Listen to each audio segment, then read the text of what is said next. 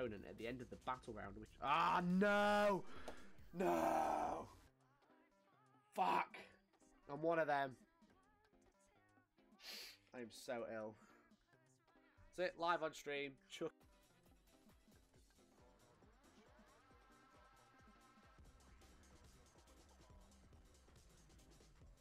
Yeah, we will, man. Sorry about the other night. But now I'm dancing with pistons.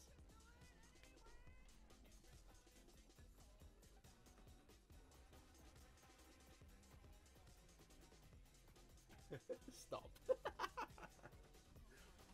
apologize. I, Kato Sicarius of the Great Second Company, I'm the best space marine in the entire Imperium. That's what Kato Sicarius sounds like, yeah. It's pretty funny. Let me do some shuffling.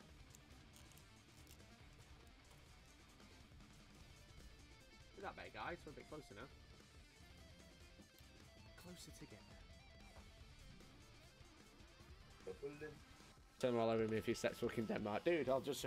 Alright, 1 year's time, on my birthday, I will pour cinnamon all over myself on stream. Boom, done.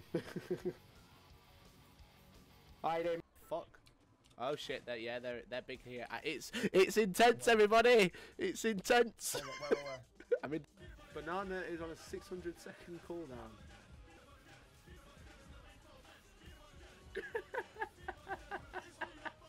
Oh my god. What have I done? This is just a standard one. It was just kind of there, ready to go. Flickster is fucking loving this. These chat stopped working. I was on the hair stream just now. Maybe everyone's went. Maybe Twitch is just being a... Ah, you're gone. Stream down. No, please.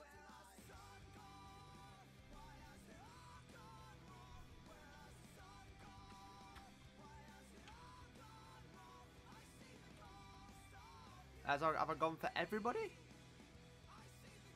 You motherfucker! Fuck you! Fuck you, Furioso! Fuck you! So easy to make. I can make that. I can make one of those, like, if I had the equipment, I could probably make one of those in like 20 minutes or whatever. Yeah. It comes with a quick release adapter, I think, as well. Oh, it comes with 3 nozzles, that one as well. I'm going to save that one. Add it to basket. Includes 0.2, 0.3, 0.5 needles with nods of broad spray. Welcome everyone. Welcome to Hellstorm Wargaming. How is everyone tonight? Early today. This after is it the afternoon, boys? It's what? Is it the afternoon? Yeah. Really evening.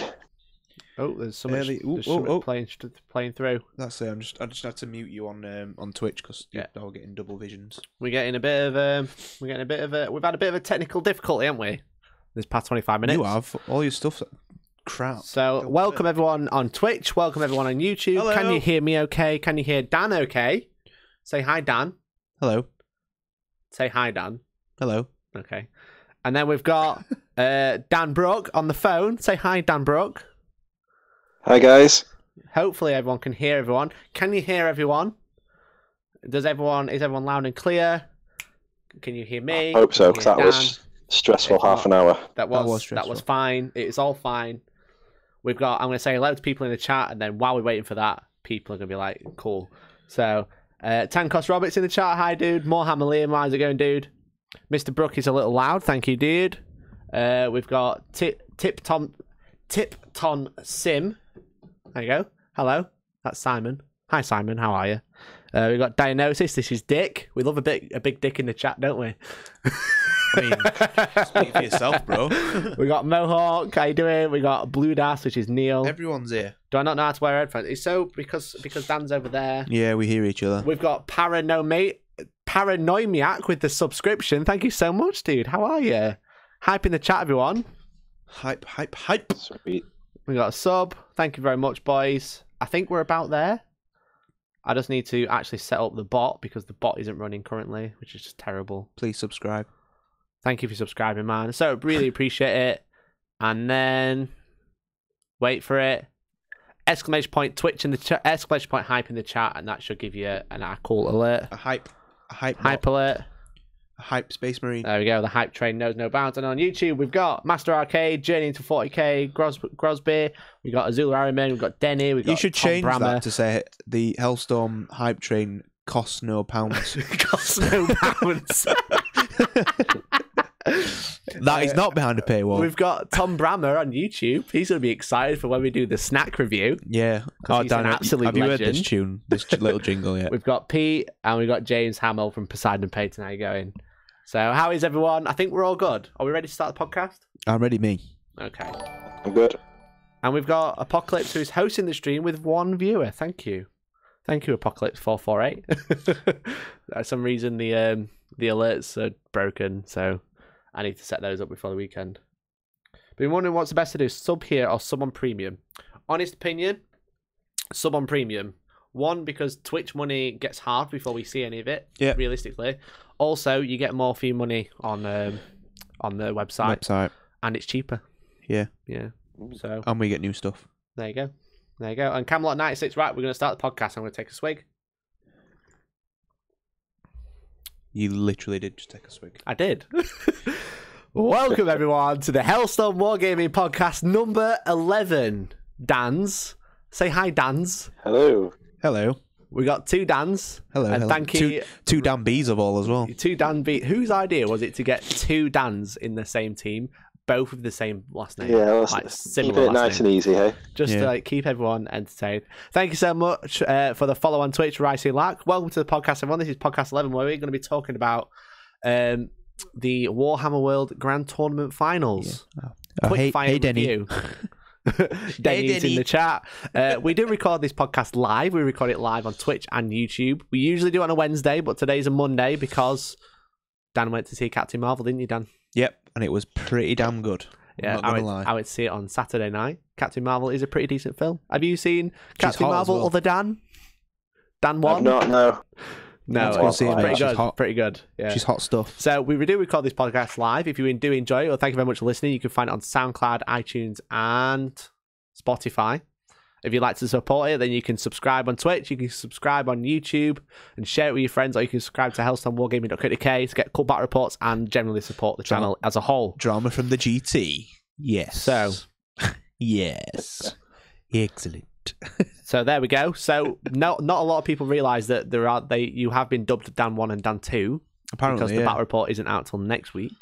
Yeah. But there you go. We have soon. We have a Dan off. We do have a Dan off. YouTube as well this time, isn't it? It is going to be on YouTube. Dan Brook, part of Hellstorm, on YouTube for the first time.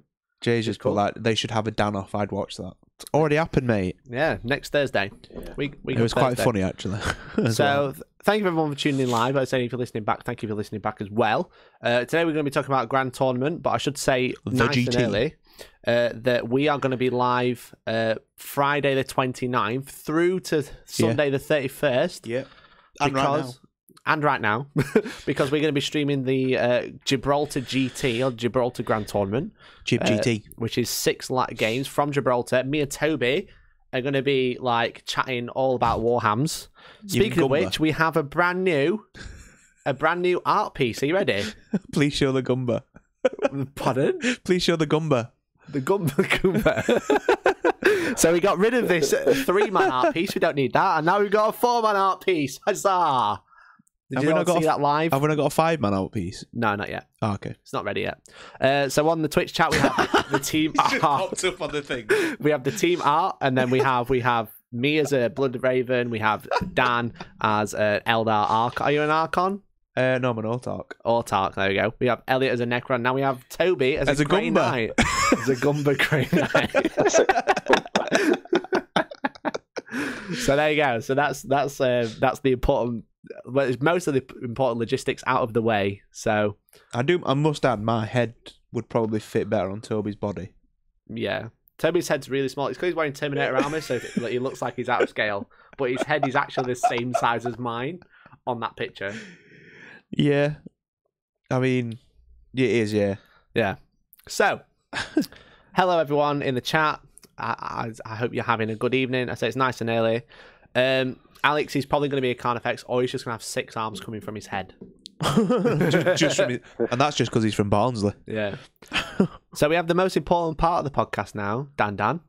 Shall I just call you Dan? Collectively. It's not Dan's, it's Dan. Well, yeah, because if you're going to be talking to me, you're going to be looking at me, aren't you? So yeah, but then other Dan. So we don't have Dan on the phone, who isn't on the camera, doesn't have the snacks to review, but we have the snack review. Yeah. And do you remember, like, I'm going to save you some, Dan, don't worry. Because I don't think I'm going to like these, but I think I'm going to love them. So there's two interesting things that have happened since, like, the last podcast regarding these snacks in particular. Yep. Right. Dan's got no legs. Dan's got no legs. One, the important thing is that I joked that I was going to make a jingle for the food review. Yeah. And the lovely Tom Brammer, or TJ Brammer on Instagram, if you go follow him, like a legend, has actually made us a food review jingle. Which is actually really good. It's actually amazing. It's actually so awesome. So there's going to be a jingle, but also another handsome fellow, a lovely man, known as Nuka-Cola on Instagram, dropped me a message, and he was like, I love your podcast, I love your snack review. I live in Australia, can I send you some Australian snacks? And I was like, dude, that'll be amazing if you want to send us some Australian snacks. So massive fan. I want to give his actual full Instagram name. Let me just double check. I think it's Nuka-Cola 38. It is. It's Nuka-Cola 38. So cola with a C. Go and give him a follow because he was very kind. He sent us our very first fan mail, which is amazing. Super cool, super cute. But also he sent... Shall I get the music playing first? Before I actually reveal it. Yeah, Are you ready? It's time for the food review. It's time for the food review, everyone. Let's just turn that music down just a little bit. Welcome, everyone, to the food review that is Shapes, Vegemite and Cheese, Australia's own snacks. Quite literally Australia's own snacks because they are shaped like Australia. Yeah, literally. So, hopefully the music's not too loud. If it is, then do tell us. But hopefully that should come through okay. We've got a review theme tune. I apologise, Brookie, I don't think you can actually hear it, but you'll be able to hear it later when you listen back on Spotify, SoundCloud, and iTunes. There's quite a big bag. Oh, lucky me. So there we go. So we got some Australian shapes, which are Vegemite biscuits that are oven baked, not fried. It already sounds Vegemite dreadful. is similar to Marmite if you are from the UK. Do they smell amazing? No. Mikey, it's backwards. Well, what do you want me to do? Hold it upside down? It's because my camera's reversed. What do you want me to do? Dan, will you show the box off, please? There we go. Look, Vegemites and cheese. Oven baked, not fried. It's longer. It still looks great, though. Thank you, man. So, yeah, this is amazing. We got these are Australian. What do you think to them, Dan? What do you think to packaging? It looks like a Vegemite packaging. It does. It looks like it literally looks like a Marmite package. So if Marmite was in a box, this is what it'd look like. It says, "Hang on, where's Tassie? Search Shapes Tasmania to find out." Who knows where it is? Yeah. Let's not eat these all day because I feel sorry for Dan because he can't even go to the kitchen and get his own food. Are you eating them? I got to try the Tim Tams at least when I was We did around. also Tim Tams, Tim which Tams weren't were for alright. the food review. I wish they were, but there you go. So they come in a foil bag for freshness and to keep the Tasmanians out. They're And the okay. kangaroos. It's funny because the logo's backwards because they're from Australia. So when you're in Australia, it's all upside down, isn't it? Wow. They came like this. So Dan, are you going to tell me about your experience with the first snack and let me They're not restart? too bad. They're Restart. definitely not as bad as I thought they'd be. I need a long TJ Brammer. Can we sort out the jingle that goes on for like 10 minutes? The bed. I need the bed that goes on for about 10 minutes, so it just keeps playing the tune. So They're literally like. Have you ever had the like the beef flavored flipping? What are they called? I don't know. Them small cheese biscuits. The small cheese biscuits. Mini cheddars. Mini cheddars. They're literally like them. Yeah. So if you're watching on flavour. camera, then you can see what shape it is. But if you're not, the snack is actually shaped like Australia. Shall I do it? Because mine. No, I'm holding it backwards, so it's the right way round. You're holding it backwards, Dan. That's not the shape of Australia. It is. It's not. It is. So they look like Australia. I hope they don't taste like They Australia. taste like Australia. So these are actually amazing. So yeah, they taste a bit beefy. They're not bad. Dan, I'll save But you it's some. because of Marmite, innit? Oh, thanks, mate. But they are vegetarian because it's Vegemite. But it tastes beefy. They taste like they've been soaked in bovril. Yeah. You've had It's bovril, actually Dan? beef though, isn't it? But these are veggie. That's the best thing about it. So they're just yeast. Dan, have you ever had bovril? No, mate. Oh, okay. No. What is wrong with you? Why have you never had I'm bovril? Marmite. Oh, well, they're literally The they're Marmite and cheese literally biscuits, basically. mini cheddars with dipped in Marmite. So, in Australia, you have a health star rating. So, do like in the UK that you have like each amount of like fat and sugar and calories in something, and it's like green if it's low and red if it's high. They look and sound so grim. This has got in Australia you have health star ratings and it's stars out of 5. These have got a solid 2 out of 5, and I think that means it's good. I think that means it's good if it's 2 out of 5. If it I was don't think not it does. 2 out of 5, that's the best. No, I'm pretty sure it'd be 5 out of 5 for excellent. Yeah. This is pretty much borderline AIDS. Yeah, but they taste really good.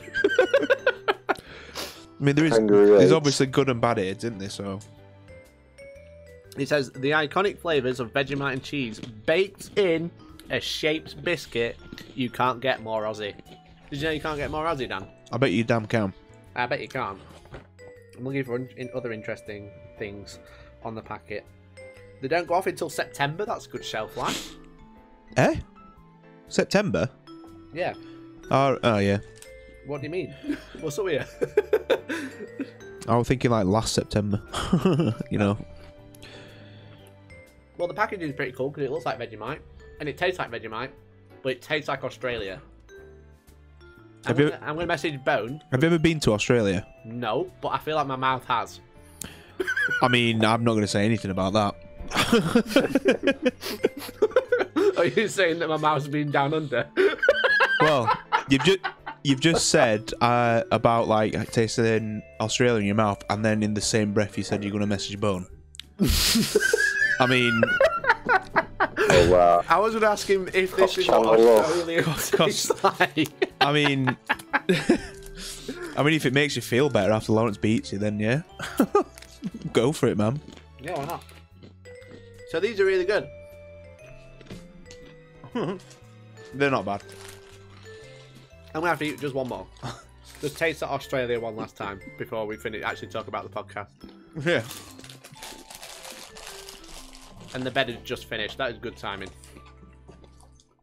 So, Dan, Yeah. what did you think to the Australian snacks? They're okay. Do you know what's really annoying about them? They're really Moorish. They are so Moorish. That's the problem. They're not amazing, but you can't stop eating them. Mikey, was it lightly salted? It was slightly salted, yeah. Yeah, they're all right. I mean, I can't eat just like Marmite on its own, but I don't mind Marmite flavoured stuff. That's weird. It's but like got a hint. It's like it's not overpowering. It still tastes like a cracker. it's literally mini cheddars sprinkled with Marmite dust. Yeah. That is what it tastes like. You know what? I'm not even mad because it tasted really good. Yeah. Would you buy them again? Would I buy them now? Yeah. Because it's from Australia. So it's got a health rating of 2 out of 5. But out of 5, what would you give it for taste rating? For So taste, like the important rating. probably a 3. No, a 2, but the Moorish. I think Dan's just dropped out of the chat. Doesn't that mean it's a 3.5? Maybe, yeah. So you're going to give it 3. I'm going to give it a 4, just because of how tasty they were. Yeah. They're all right. I mean, they're just biscuits. They're like everyday snacks. Yeah. So there you go. They were super tasty, and they were sent in by Nuka-Cola38. So go Yeah, give them a thank you follow for on that. Instagram, on Instagram. Just That tearing was him- super cool. We're tearing them to bits, but yeah, thank you for that. That was super amazing. That was super nice of you to send those in. If you are listening, if you're watching live, I'm not sure. Don't think you're watching live, but I know he does listen to the podcast. He's a super big fan. So if you have some snacks you want us to review on this show, right, message me on Instagram, right, at Hellstorm Wargaming, and we'll organise some delivery, and then... And please don't send us like a bag of dog crap or something like that, because that will not happen. If you send us some interesting packages, I'll start doing unboxing videos. Unboxing videos on food review. You ever watched an iDubbbz unboxing video? No, mate. You think dog crap's bad? Well, I'll get that one. Yes, it was Nick. It was a fan package. So that was Nuka Cola, and he lives in Australia, which is super nice. Apocalypse, who's did he just bring the? Oh yeah, he brought the follower, didn't he? We have got a topic today, 40k. We do have a 40k topic. We do. Can you try dog bacon? I nearly tried dog bacon once when I was drunk. It's all right. I thought it was bacon. So that's enough for the food review. Or you could try loads of cans of spray. Yeah, we could just try see what getting high's like. So I should just say that most people only come for the food review now. So thank you very much for listening so far. Yeah. How long did the grand tournament now? Yeah. the less serious bit that we do. Like that sounds good. What's that? The Thurin Ringer roast bratwurst. I'm in. Yes, please.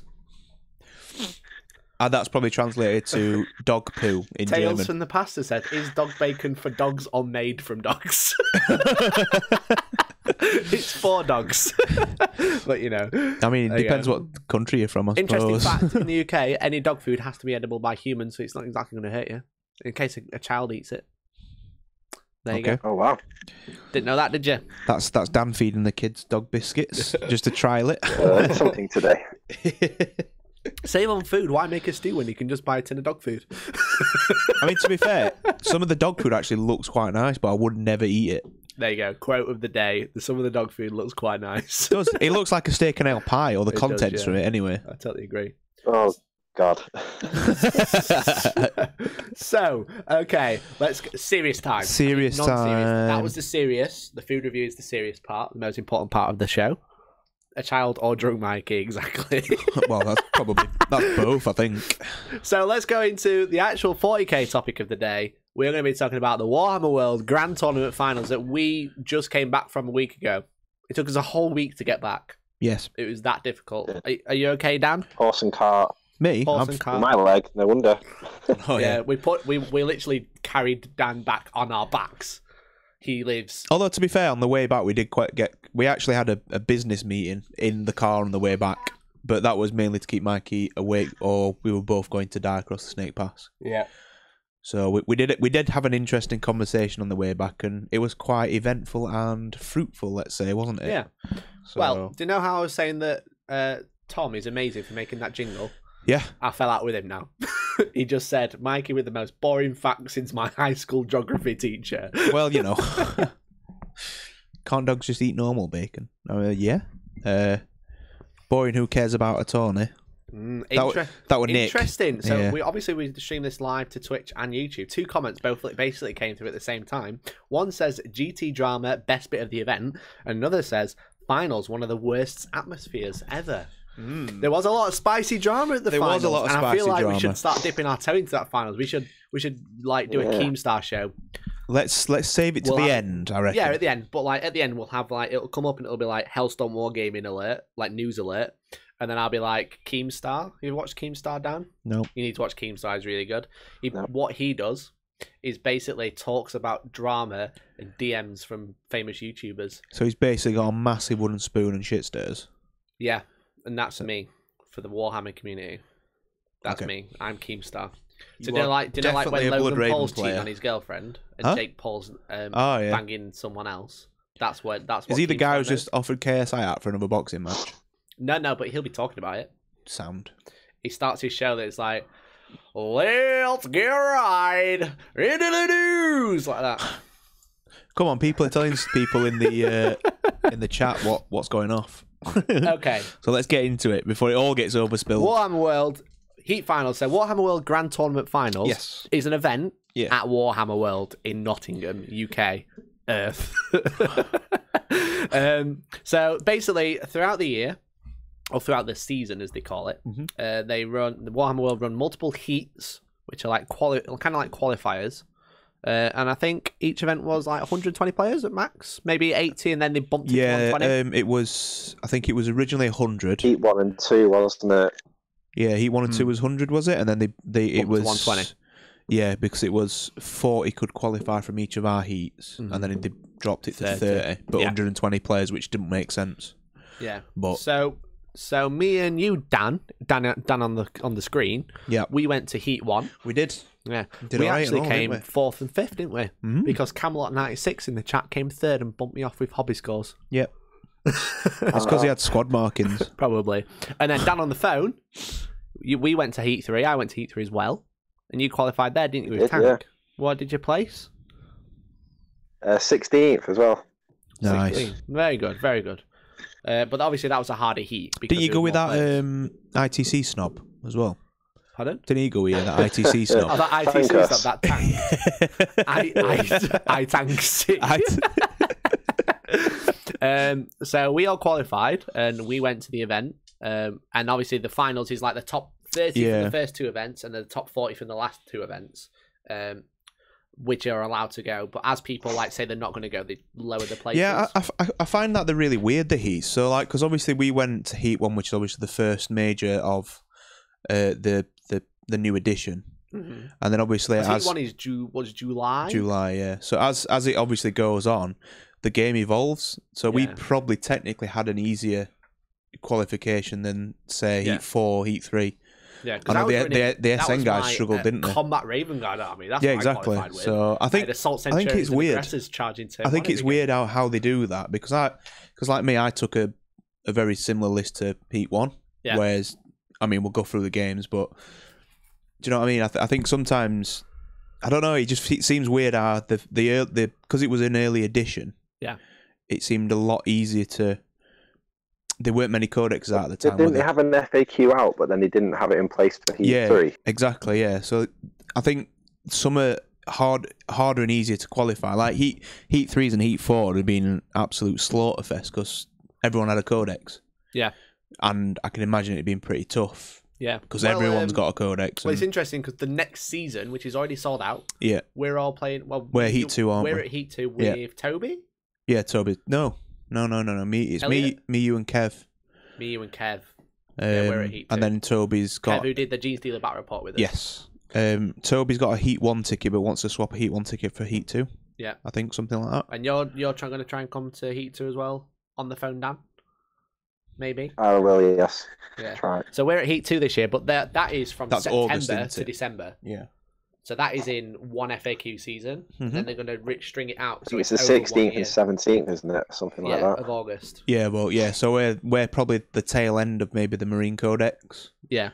You know, if you're stabbing it dark kind of thing. So everyone should have had a Codex out at least. And to be fair, I think with the new Chaos, obviously the new Chaos updates, which we know about, and then the Space Marine Codex, they should be relatively balanced, all the codexes then. Should be. So you might have a big mix. You know, at Heat 2. I think Heat 2 is probably the best one to go to. Because it's right, like you say, it's right slap bang in the middle of the FAQs. Big FAQ, right when the game is like leveled out a bit. Yeah, exactly. But so we're at Heat 2. There you go. And hopefully Dan on the phone is going to come too. He's dubbed Dan on the phone now because it's easier. We've got Dan and Dan on the phone for everyone. Disagree on balance. Well, it'd be more level. Yeah, it'd be level. It'd be less. Everyone's at less least chaotic, got a codex. Less chaotic version of the game. Yeah. Because if a new codex is coming out every 2 weeks, then it's quite chaotic because no one knows what anything does. Hopefully that's like... Well, August is actually AOS... that'll be the first anniversary for AOS 2. Yeah, so it might be AOS potentially 3 as well. Yeah. Dial a Dan. Dial a Dan. So, hello, evening, guys. So we quickly, what we're going to do is we're going to do like a quick fire review because we've got like an hour and a half this evening. Yeah. So we can't go through like every tactical decision in each game, but we can talk about our lists, why we took our list, and then we're going to be like quick fire, game 1, game 2, game 3, wash, and then we'll be done. We'll eat some more shapes, and then we'll call it a night. So, I took a brand new army. No one cares. So, Dan, what did you take? What did you take? So I took a brand new army, playing to the meta. It was a very anti-meta list. So a lot of people might have been seen. What do you mean? What are you pulling the face for? anti-meta list for these missions. He's such a liar. It's anti-meta. It's not anti-meta. It's a horde army. It kills Eldar flyer lists. It's a horde army. If I ran up against an Eldar flyer list, it'd lose. Horribly, yeah. Yeah, that's called an anti-meta, Dan. No. Because the meta is Eldar flyers and Castellans, and it just ignores them. Carry on. We ain't got all day. So I demand a turn-by-turn recap of okay, Dick. So I took Nurgle Demons and Nurgle Death Guard. The smelly boys. The smelly boys. So I've been painting these up. These are going to be in a battle report, hopefully next week, if not the week after, on Premium. Creams, please subscribe. Yeah, so it was essentially a Nurgle Demons battalion with Sloppy Tibal, Piper, Spoilpox, Herald. The usual characters. Yeah, and then 88 Plague Bearers, which I realised I forgot one, so I actually had 87, which is silly, because I realised my points were wrong. I did that with LBO, left the cultists behind. Just terrible. On the shelf.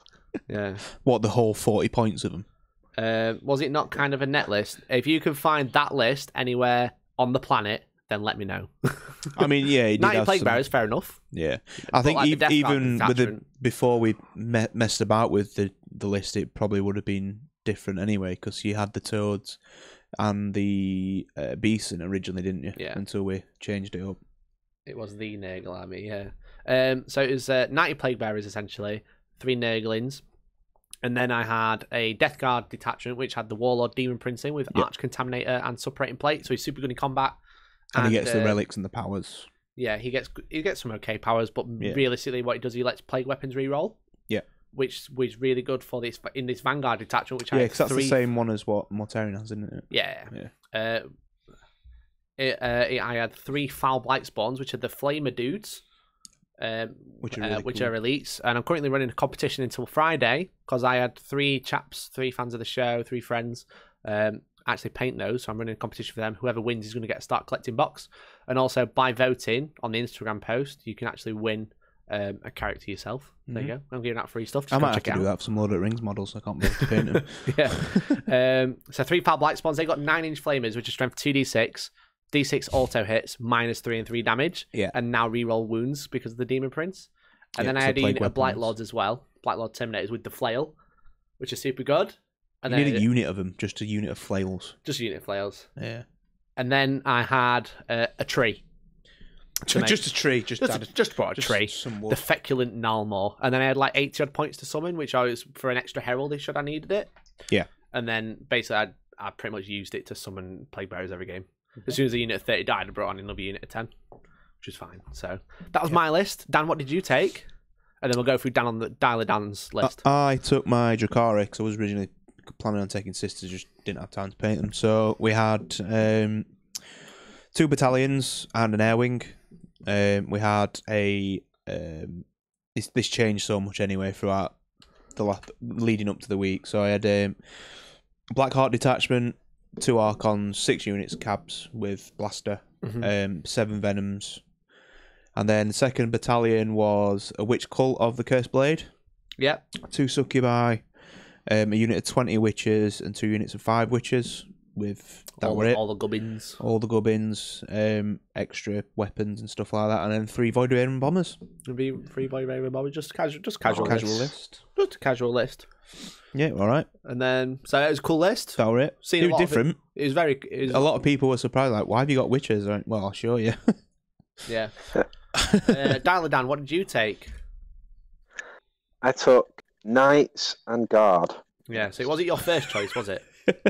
No, it wasn't because I was supposed to take my Alpha Legion. Let's not say what kind of a list it was. Yeah. It was an easy to play list. It was an easy to play list. It's an easy to run. Yeah, so with I had a knee operation Monday before and didn't really take the best advice with Tank saying I shouldn't really go to the finals, but with qualifying and stuff like that, I really wanted to go anyway. Yeah. I think did it weren't you up originally like a few weeks before when you had it? Did they change it or something like that? Sorry? You're up, were it not originally? No, I was supposed to. Yeah, it was supposed to be on the day before out for Vegas for LVO. Yeah, that were it. Yeah. No to that. And then they gave me the Monday before finals, so I just took that. But the events team were brilliant. I emailed the events team, and they were super. Yeah, you were royalty, mate. Yeah, I was like royalty for the whole weekend. It was brilliant. They set me up just on one table, table 8 for the whole weekend, and I was fine with that because I didn't have to move about because I was on crutches. And with a super nice army, they moved the terrain around on the Sunday. So massive shout out to the Colonel and the events team for sorting you out. That was super nice of them. Yeah. Yeah, he's a good lad, that, the Colonel. So yeah, it was supposed to be my Legion of 1,000 Suns, maybe mixed in with some Nurgle Demons as well, but yeah, I took an easy option just so I could just move a couple of models and then that'd be it. So sit back down and just roll dice. So the list was Raven Super Heavy Detachment, is it? Yeah. Is it the Nightlands? The Nightlands, yeah. Yeah. So it was a Warden with a Gauntlet. So these knights were lent to me, by the way, guys, just so that I didn't have to do as much standing up. So my friend Shadowborn Studios. I'm going to say at Shadowborn Studios on Instagram if you want to check them out. They are beautiful They knights. are very, very nice. And they are going to No Retreat 8 and unsurprisingly light. Sorry, surprisingly light. Nice big chunky bases on them. Yeah, he lent me his knights, and it's basically what he had at the time. So I had a Warden with the Gatling Cannon. I put Endless Fury on that, had him as my Warlord with Landstrider. We had the Gauntlet as well, so a big power fist thingy. Smash face with it. A Castaway, because again, it's brilliant, and why not take one? Nice and easy, lots of firepower. And I think I took Call's Wrath on that. Yes, I did. So that was an extra like I paid for, and an extra Warlord trait for the Iron Bulwark, is it? Yeah, the +1 in running shooting. So it's all very standard, typical Castellan loadout. Yeah. And especially two with the reroll one stratagem. That reroll one stratagem. Yeah, the Raven stratagem. Remember, you got to activate at the start of the shooting phase. Yeah, and it's really good. And you should use it every time. Yes, it is. Clear off you too. Spoilers. Spoilers. I had then Tempesta Scion Battalion. So I had the Tempesta Prime with the Clan Rod for doing 2 orders. Yeah. 2 squads of Scion. Sorry, 3 squads of Scions, all with 2 hotshot las guns and 2 plasma guns. I think one squad had 3 and 1 plasma gun. Yeah, that was it. And to finish off the other HQ choice, we had a Primaris Psyker. So he was doing the +1 save, and then I think it's Psychic Maelstrom on a 2, 3, 4, 5. You do more to win. Yeah, you just keep going on it. Yeah. But you can target characters with that. So that was the list. And then I had 95 points spare. And... Cheeky 95 points in black, in latex. Yeah. That's like the new, lovely black latex. Yeah, and I had the new name for it, innit? What you got? Oh, I got Cheeky 85. Cheeky instead 85. Of the Loyal 32. Saucy 85 in black spandex. Instead of Loyal 32, I've got a Cheeky 85. Yeah. Naughty 17. Naughty 17, yeah. Coming soon. So fun list. Again, something easy you could play because obviously you went on both legs. You're 1.5 legs. Yeah, you can plug in whichever assassin you wanted as well, depending on which game you came up against, which was quite cool. So exactly. Having all 4 was good. Tactical flexibility. I think every Imperial. I think every Imperial army had that. But I think they did. Yeah. I think everyone was already all there. Yeah. Liam pointing out our old alerts there, saying all battle reports are posted to YouTube. It's a bit old, that alert. So it was 6 games, 3 on Saturday, 3 on Sunday. We're going to do a quick fire. So we're going to be like, who did you play? What did they have? What mission was it? Who did you play? How did it go? We'll let Dan go first because I was kind of coincide. What was the first mission? I can't remember what the mission was. The first mission was it's the one with the moving objective. Yeah. So supplies from above is 4 objectives, and then at the start of each battle round you roll off, and whoever rolls higher gets to move that objective 3 inches. It's like they're floating around. Yep, but you don't score until the start of turn 2. We'll go in the same order. So start with me and you, and then dial it down. So my first game, I played a lad called Kevin, super nice guy. He was playing Death Watch. So my first matchup was probably supposed to be one of the hardest matchups. Death Watch. Because Death Watch are super good at killing plague bearers because they usually hit wound on 2s, rerolling 1s. They're just good at killing infantry, aren't they? Yeah, they're just good at killing loads. Neil has pointed out that all the battle reports on YouTube are posted to YouTube. Thanks, Neil. Thank you for that. Jesus Christ. So he had Deathwatch. He had 3 units of veterans with storm bolters and storm shields and a bit of a mixture of some other weapons as well. Yeah, I think Deathwatch were quite popular this weekend, weren't it? Popular. Yeah. Kevin was from WS10 Gaming Group. There you go. So go check them out. Yeah.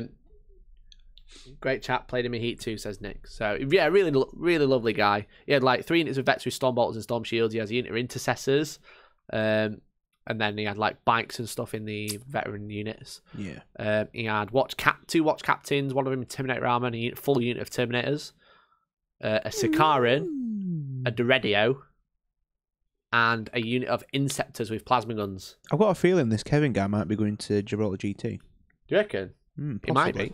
I think I have definitely read a list similar to that. So yeah, so he had that. We set up Hammer and Anvil. Yep. No, it wasn't the Hammer and Anvil, it was the pointy one. Not frontline assault. Spearhead assault. Yeah, so basically, he had first turn, he set up first. I seized, I charged turn 1. I bubble wrapped a unit of Deathwatch. And then 30 Plague Bearers kind of like tagged half his army. Yeah, because you don't realise how quick they are. Yeah, 14-inch move if they advance 6, which they did. And they then can still plus charge. 1 to charge. Yeah. Which is just horrific because they can advance and charge if they start within 7 of the tree. Which they will, and they will always be within 7 of the tree because you'll always conga line. Yeah. So there wasn't a lot of shooting turn 1. I basically cast Miasma of Pestilence, made everything -2 to hit, and then I charged turn 1 and bubble wrapped stuff, and then tagged half his army.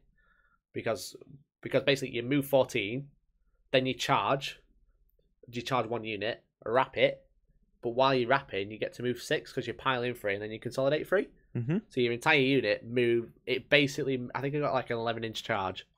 So it moved 30 inches, turn 1, and tagged half his army. So the Sikaran couldn't shoot. The Inceptors couldn't charge because they flew out and then shot. Like 2 of the units of veterans couldn't shoot turn 1, and then one of them was locked in combat. And then that was it. They just went crazy. I basically just ran Plague Bearers at them, and every time I had like 3 Plague Bearers wrapped around an objective. So if they did move 3 inches, they were still within range. And that's basically what happened all game.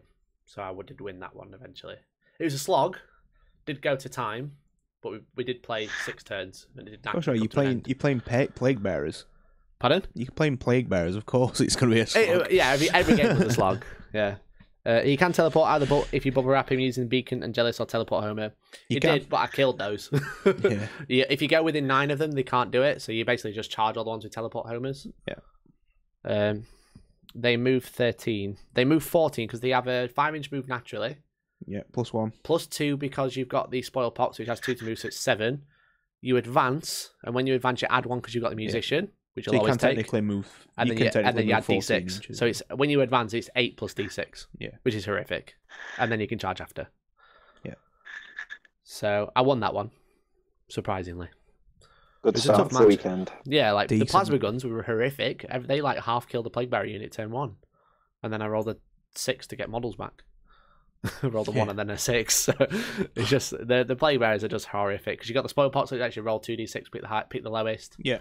It's the dice roll, and if you get what you get. Yeah, I know. I'm kind of like not really going into the game, but like which I feel a bit bad for. But we don't really have time.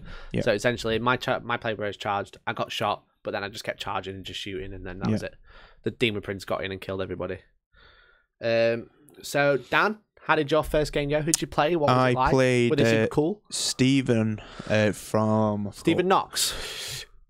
Stephen Box. Stephen Box. Yeah. Stephen Knox. Who's Stephen Knox? That's someone From famous. Vanguard.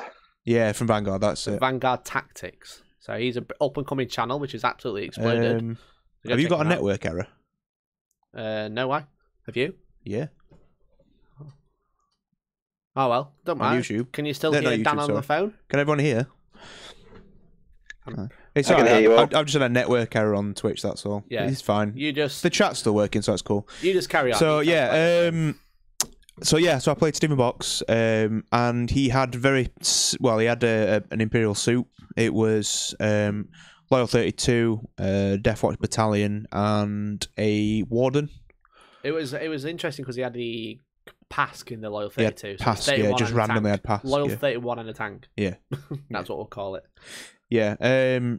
So it was a tough matchup for me, obviously, with Deathwatch. You had 3 units of 10 Deathwatch, all the way back, and a Terminator and a Jump Dude. And then obviously the mission, I fancied it because obviously I had Venoms, so obviously I gained OBSEC. But so he went first, he just moved out and started shooting stuff, which didn't really affect the Venoms so much. It was when the Knight started shooting, just popping Venoms left, right, and centre. Yeah, he doesn't need to shut your movement down as fast as possible. Yeah, right? So but he never actually charged the Knight. I don't think he got in combat with the Knight once because he just didn't need to. So, but it was because obviously he just had to hold on to the objectives. In this game, the Void Ravens did all the work because they killed pretty much all of the Deathwatch with the bombs. Yeah, both played Deathwatch game 1. So the way the first turn was, he went first and then spread out his entire backline, so I couldn't land any flyers. Sure. So I was like, okay, fair enough, I can hang on for a turn. So my turn, I just flew the 3 planes behind my Archon and stuff, and just fired the guns off. I think I did like 12 wounds maybe to the Knight. Nice. So I had nothing else to shoot. What house was he running for the Knight? Can you remember? I think it was Raven. I'm not 100% sure. It did again. The Knight didn't really do anything. Not really. No, it didn't really do anything. The Knight. Right. Just killed a Venom or 2, I think. Yeah, because I know normally he runs Craft. Because it might have been. His list is very similar to what you use at Heat. Yeah, it might have been. Craft is again, you can take the head. It didn't take. Maybe he didn't need it against you. To be fair. That's exactly. So I think he did actually have that. I think that's what it was, the relic one. Yeah. But again, I think it shot down one of the flyers, and I think that was it. Right. Because everything else, it couldn't hit the Venoms or wasn't doing as good. Yeah. It's been confirmed that it was Crast. There you go. Then Camelot played him as well. Cool. So yeah, so the Void. So I held off for a turn, then dropped bombs on the Deathwatch, killing most of them. Yeah, got to get for the Storm Shield. So putting more. Yeah, exactly. Way, right? It will literally just find as many poisons shots as I could at Deathwatch and open. He fails a 2 up or a 3 up save, and he did on a few of them. To be fair, he were quite unlucky with them. But the way the mission worked, he got the ones he got unlucky on. Oh, he had a couple of assassins as well. Yeah, sure. The ones he got unlucky on the saving throws, he got during the mission itself. Right. Because every time I got onto one, right, I'm OBSEC on a flyer. Oh, he's won that and moved away 3.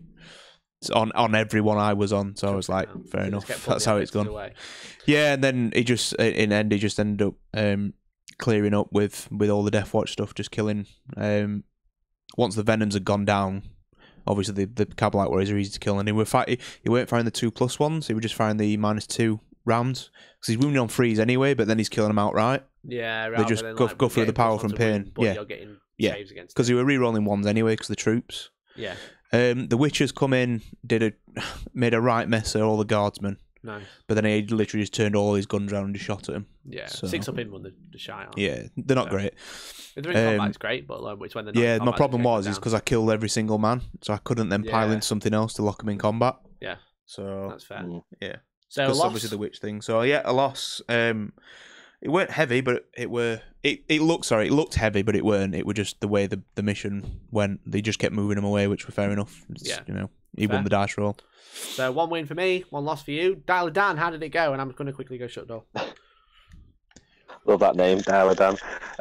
Yeah, I had a first game against a lad called Jack Spencer. Now, I've played Jack before in a doubles tournament, and he pretty much ran the same kind of army, but just with more, just expanded on it. So he had a guard. I think it was a loyal 32.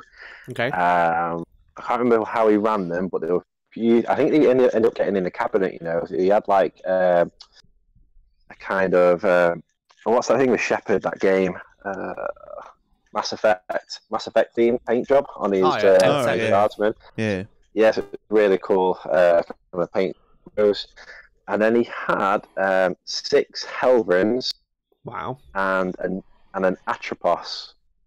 Interesting. Now, Atropos is super good. Yes, and I forgot how good they were, especially. But I knew I had to kill it because I remember from the doubles tournament, it was a wrecking machine. Yeah. So we were pointy hammer and anvil. I think he set up the Atropos like spearhead assault. On the line. So whoever went first knew he was going to move up and then fire the two main weapons on me. So yeah, I think he might have seized, or he went first anyway. Right. And advanced. He had the Landstrider on the Atropos. So it gets like it moves 14, and then it advances 2d6 plus 2 with Landstrider, which is just horrific. Yeah, so like 16 plus people 2d6. forget that the actual chassis of it has a 2d6 advance. So I think it got a 9 advance. So I backlined my knights anyway, knowing that it could move fast anyway. And straight away, turn 1, it was in my grill. I was like, wow! Oh god, both its guns. I think it failed its charge. Shoot as well. I think he was House Vulca, if I remember rightly. So exploding 6s, is that right? Something like that, yeah. Yeah, and the weapons, I think there might be assault as well on the weapons. So he was able to fire them anyway. So he took the Warden down to like a couple of wounds, and I can't remember. I think he had 2 vultures as well flying around. I think they popped off one of the Hellrins for first strike. You see vultures everywhere now. Vultures are super popular, isn't it? Because they're like 120 points with like 43 shots. Or 42 shots. They're so good, those vultures. I mean, just the rate of fire on them is ridiculous. And if you take the Master of Ordnance, something like the reroll ones to hit. Yeah, exactly. Having the Hellrins as well, even at the -1 on a knight, so you've got 4 up, but that's just flat 3 damage going through. Yeah, when you got that many shots, it's the weight of fire there completely. Yeah, exactly. So my turn 1, popped the Raven stratagem, remembered. Nice. On the Castellan, so re-rolling 1s, but then he popped the Iron Bulwark, rotate iron shields. So his Atropos then went to a 3-up involve, so a 600-point model pretty much. Just went to a 3-up involve. I was like, because they're as good as the Castellans and stuff, but they only cost 1 CP to rotate iron shields. And I think it's like more hit points as well, isn't it? It's like they've got 27 wounds. It's got like 27 wounds as well, so it's pretty much the same as the Castellan with that many wounds. But cheaper. And safe to say, he made a lot of 3-ups, and I think it was left with about maybe 10, 11 wounds. So I charged, failed all the attacks on the charge because he then popped the stratagem again to give it a 4-up in combat. Yeah, because it has a 5-up in combat, don't the Atropos? Basic, yes. So that was pretty grim. So he made all the saves and it survived. Turn 2, he then pops the top profile. So he's Machine Spirit Resurgent, the stratagem. So they act as 4 wounds. Flat 6 damage. I think they were on me with the for the turn 2. So it's safe to say the knights, and I didn't get a kill turn 1, so I didn't get first strike. And he just then popped that. Hellrins move out, killed on my knights, and killed all the scions, and the game was over before the my turn 2. I think. Yes. Wow. Jesus. He killed the Warden in combat. So I charged the Warden and he returned because the last cutter killed him in my turn 1, so it was just Castellan, and then he just went straight through the my involve because I was rolling cold on the Castellan, and that was it. So I actually destroyed 0 points of his models. So it was over in about 45 minutes. I think. Amazing. So, and I've had one of these games before, and that's what we call a Mr. Hand treatment, where you've been destroyed so violently that your internal organs all are destroyed and you bleed out to death because you killed nothing. Or that you just got like an hour and a half. And if anyone wants to know what Mr. Hands is, you need to Google that, because I'm not saying it on the podcast, but all I'm saying is I refer to when you destroy 0 points and get nothing from a game as having a Mr. Hands treatment. So that was game 1. Yeah, and we ended up having a lovely talk about AOS and stuff like that. And he banged you into a new game, did he? Yeah, he did pretty much. Like, pack up and let's just play some AOS for a bit. So, yeah. Amazing. As lovely as he was, and how nice the army was, I didn't stay around for long. So as soon as the Atropos made those 3-up involves over and over again, or 4-up in combat, I just kind of knew there's nothing I could really do, especially with it's the weight tough when it's like that, when there's literally nothing you can do about it. Yeah, it's tough. The Atropos is like an anti-night. That was game 1, so that was a good start for my weekend, getting a Mr. Hands straight off the bat. So. Just to confirm, he did get in the cabinet, and he was using Van Zar Gangers as guardsmen, the Necromunda models. So there you go. So I'm gonna win, you two are on a loss. I'm the best Hellstormer ever. Shall we talk about game 2? Talk about game 2 if you want. game 2, I have to be careful what I say about this game because he's in the chat right now as Diagnosis. Ooh. So I played Dick. I played with some Dick on Warhammer Live. I played against Dick. I held Dick. You know, we shook hands. Are you going deep in this one? I gave Dick a hug. I'm going to go into deep analysis. So I played Dick, who is one of the guys from Amsterdam Battle Brothers. He's there we go. He's opened it already. He's opened that. So he's an awesome dude. We've played before. We played at Element Games Grand Slam Game 1 when I used Inari. He had Necrons. He had Necrons again in this game. Rusty Necrons, which is super nice. And yeah, I cheated by accident. No. You've got to be careful, right? Is it a cheat if it's an accident, or is it a mistake? Cheating is cheating, and you got caught. So you cheated. It was a mistake, though. It don't matter. I hands down, like I made the mistake, but I'll go into it. So the game 2 was narrow the search. Yes. You can probably already tell what the mistake was. Yes. If it's not intentional, it's a mistake. Supposedly, no one could actually talk about Dick in the Warhammer live stream because every time they wrote his name, they got like muted. Check my nationality. Amazing. Tom Brammer said that I was about to say that at least Dialer Dan could go grab a beer, but he was probably on meds for the operation. Correct. Well, yeah, so you couldn't actually drink, could you, Dan? Dialer Dan. No, so we sat down with a lime and soda. Yeah.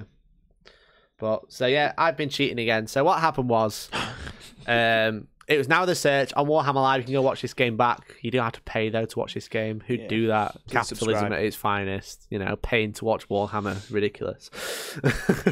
But yeah, so I went first. I basically set up. It was Spearhead Assault, I think. The point God of War this time. Essentially, there's a 12-inch bubble where you don't get an invuln. And that's very crucial when we find out why I made a mistake / cheated / made a mistake. Basically, if you go within that invuln, you lose your... go within 12 inches, you lose your invuln save. Right? So what I did is my... Nikos was right, yeah. Said who wasn't cheating at the event. I think everybody I didn't was. cheat. I didn't cheat that event. So you've got a 12-inch bubble where you don't get an invuln, so my plague bearers advanced around it. Yeah. There was like this really odd circle in the middle where there wasn't, just so I could keep my invuln. So then, you didn't go first. I forced you to. There we go. So he set up first and then made me go first. So I'm trying to be quick fire, Dick. If you're gonna just go on Discord and you tell them what happened. Yeah, but the people on the podcast then can't see it, can they? Oh yeah, that's true. So essentially, I went around the circle to stay out of the 12 inches, and then Dick had Necrons. He went in the circle using the 3 Doom Sives. He had like 40 Immortals, some Destroyers. And Vengeance for Jane. Yeah. Vengeance for Jane. Vengeance for Jane, your ass, didn't it? Vengeance for Jane got used to, which is the... I don't actually know what the stratagem's called. I forgot. Anyone know? It's called Vengeance for Jane. One with the 3 Doom sides. Everyone in that Necron Codex, or with a Necron Codex, needs to scribble whatever it's called. And just write Vengeance for Jane. And then write Vengeance for Jane. Yeah, so you basically have 3 Doom sides. None of them can shoot their Doom Death Ray that turn, but you choose a point on the battlefield within 24 inches and in line of sight of all 3. Yep. And you roll a 4 up for every unit. Add 1 if it's a character. It's any unit within 3 inches of that point. Yeah, so you basically get a 6-inch bubble. Yeah. You -1 if it's a character, add 1 if it's a unit with more than 5 or maybe 10 models or something. No, it's just add 1 if it's a unit, I think. Okay. So basically 3 up on a big unit, 5 up on a character, 4 up on anything else. Yeah. If you do get it, 3d3 mortal wounds. Straight up. And it's 1 CP. 1 CP, yeah. Every turn. It's actually horrific. So he placed it on my... I basically split up all my characters, and he got a point where he could get a couple of unit of plague bearers and a couple of characters. He took the spoil pox down to 1 wound, and then killed a couple of plague bearers, and that was it, thankfully. Tankos in the chat loves that stratagem. Yes, he does. If you go back and listen to number 10, was it? What was the LVO one? Was it number 9? Huh? The podcast, number 9. Number 9, yeah. Number 9, yeah. Go back and listen to number 9, and then Vengeance for Jane. You'll see why it's Vengeance for Jane. James Hammerley said that's the strat Tank got bummed with at LVO. Yes, it is. It's now been renamed as Vengeance for Jane. So He kind of whiffed trying to kill all the characters, nearly killed the spoil pox, left it on 1 wound because I made 1 5-up save because he rolled just enough wounds. Do you know what? That it's bonkers that for 1 CP. Yeah, but you never, because it's so expensive and you need all 3 flyers. As soon as you lose one, you can't use it. I mean, but you can do it with Vindicators. Yeah, and it's a lot cheaper, but yeah, and they're harder to kill. And they're harder to kill, yeah. Yeah. So use that, and then 40 Immortals all got plus to hit. And then he uses a stratagem where he gets plus to hit as well, and just double the unit of Plague Bearers. Double mine will be done in it. 40 Tesla Immortals against Plague Bearers is horrific. Pew pew pew pew. So it's like watching the Clone Wars, isn't it? It's like watching the Clone Wars when they're all fighting the Jedi. Yeah, exactly. They're just walking, it's just like just lasers firing everywhere. So he deleted a unit of Plague Bearers. So basically, my other unit of Plague Bearers who were still going around the circle then charged turn 1. And this is where some controversy happens. No, you cheated. So I bubble wrapped a unit and tagged all the other units, and none of the Immortals could shoot, or maybe at least 3 units couldn't shoot. So then I deleted one of the flyers with the flamers, which is like, that's what you're going to do. So what happened was he pulled all his Immortals out, but then used Veil of Darkness to pull out the bubble wrapped unit. Yep, which you can do. Totally fine. You're not falling out of combat, so you can still shoot. Mm-hmm. So during my shooting phase, on the unit it's just pulled out of, I used Warp Surge, which is +1 to your invuln. Mm-hmm. Right? So then we spent the entire shooting phase shooting this unit. He killed like 20 of them or something like that. Maybe more like 15. And then we realised, like after we'd pretty much finished the shooting phase, spent like 40 minutes doing it, because there was loads of shooting, loads of saves to make, that a couple of my models were definitely within 12 inches of the invuln thing, and it's not models lose the invuln, it's units lose the invuln. So essentially that entire shooting phase needed to be redone. Yeah. Because essentially I could have pulled models out so they could have got my invuln back, but essentially none of that unit should have had an invuln. What I will say is, when Mikey first told us about this, he looked like he was ready to cry, and the way he explained it as if it was his entire unit was in the circle. A lot of the unit, I don't remember how many models. There was like 2 models, because me and Dad were like, why did he have the entire unit in there? At least 2 models. I'd basically gone all the way around. Yeah. You can't see on the podcast, but people watching, I've basically gone all the way around, but a couple of models have gone like this as I piled in, so then moved into the circle. Just blame it on the stupid boards they have in GW. Yeah. There's the hill gate. So basically, that entire unit shouldn't have had an invuln until at least remove some of the models. Sounds like cheating to me. So I basically said to Dave, "What do you want to do?" As he said, we were so conscious about the invuln at first. Because I reckon it don't really matter for the Necrons if you got like the Chronometron, obviously your lords. Yeah, nothing else has an invuln. I think it was only Imhotep, the special character, which had an invuln, because he didn't have the Chronometron from the. Is it the Lich Guard have the shields, and that's about it? But no that's pretty much it. Yeah. So, did I use my official Hellstorm water bottle? I didn't. I did have one. It had a sticker on it, but I didn't use it. So yeah, we both completely forgot, because obviously, if I would have used Warp Surge, you would have said, "Well, you don't have an invuln." Yeah, I think in that sense, the only way it could have looked is if you were just taking the Feel No Pains. Yeah, but the problem is I'm taking a 4 up, then a 5 up. Yeah. So you basically have to do that entire shooting phase again. And when obviously we're on the stream, we don't. I'm have time unsubscribing to do now. Can't be associated with the cheater. So Dick was like, "Fair play. We'll just carry on. We'll just carry on as if I'd taken them out of the invuln." And then for that unit, I rolled a 1 for morale and got like 5 models back. Did you put them in the circle? Yeah. But essentially that's what happened. That unit of Plague Bearers then got back out of the circle officially, charged some more Immortals, which couldn't then Veil of Darkness, and my final unit of Plague Bearers, which is sat at the back with all the characters, then charged the unit that had veiled into the circle and then locked them in combat. Yeah. So he had like 10 models sat in the circle, but I'd bubble wrapped it with a unit of 26 Plague Bearers, so I was like, I'm outnumbering. Which shouldn't have been there. No, they should have been there because they were definitely out. And then the other unit was kind of like bullying the front lines. Yeah. I'd say I agree with what Dick's saying in the chat. Like, there should have been a proper TO there to say, look, you do know you ain't got an invuln. Just because they can't see past the board, can they? They did that with Joe's game, didn't they? When they set up on Search and Destroy incorrectly, they could have gone over and told them. Yeah, that's all they had to do. Yeah, it's just say it's a bit. The thing is, like, it's saving everyone a hassle. Then it's saving GW a hassle to then have to deal with all the in chat stuff and. Yeah, exactly. I mean, like I said, like it was an honest mistake. Obviously, it looks bad because it's like, realistically, the only one benefiting from this honest mistake is me. Yeah. But we both forgot. Because obviously, Dick at any point could have, like, if I was trying, let's say I was trying to cheat, like, Dick would have just said, you did cheat. There's no trying to cheat. But you did cheat. We both didn't realise. So, hold my hands up. Totally my fault. Did you win? I did win, yeah. Oh my God. That's even worse. Which is just absolutely terrible. But, like, Dick was a super sound guy. He's an absolute legend. He's a good mate. But, like, he was just like, let's just carry on as if he did have an invuln. And I did actually end up winning that game. And then the problem was as well, because we were talking, like, because of, like, the stream set up and we've got to, like, sign forms and stuff like that, we, like, lost, like, 10-15 minutes of the round. So, like, the end of the game, like, we had to rush because, like, we wanted to get through all the turns. You look like you were going to cry when we come over and we're like, what's up with you? I was like, so gutted. I pretty much cheated. I've done that. What? It was actually terrible. And I do feel super guilty. Like, obviously, he's sound about it, and I apologise. We hugged it out. We went and bought a beer. We had a great time. I mean, you didn't have to do all that, did you? Yeah, exactly.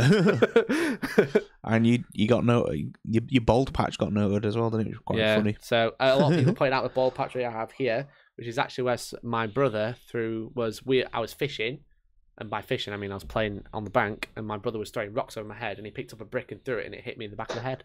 Which explains a lot, everyone. Explains my entire life, but that's why I got a bald patch on the back of my head. Didn't knock any sense into you. It probably knocked him all out. I just let him out to cheat.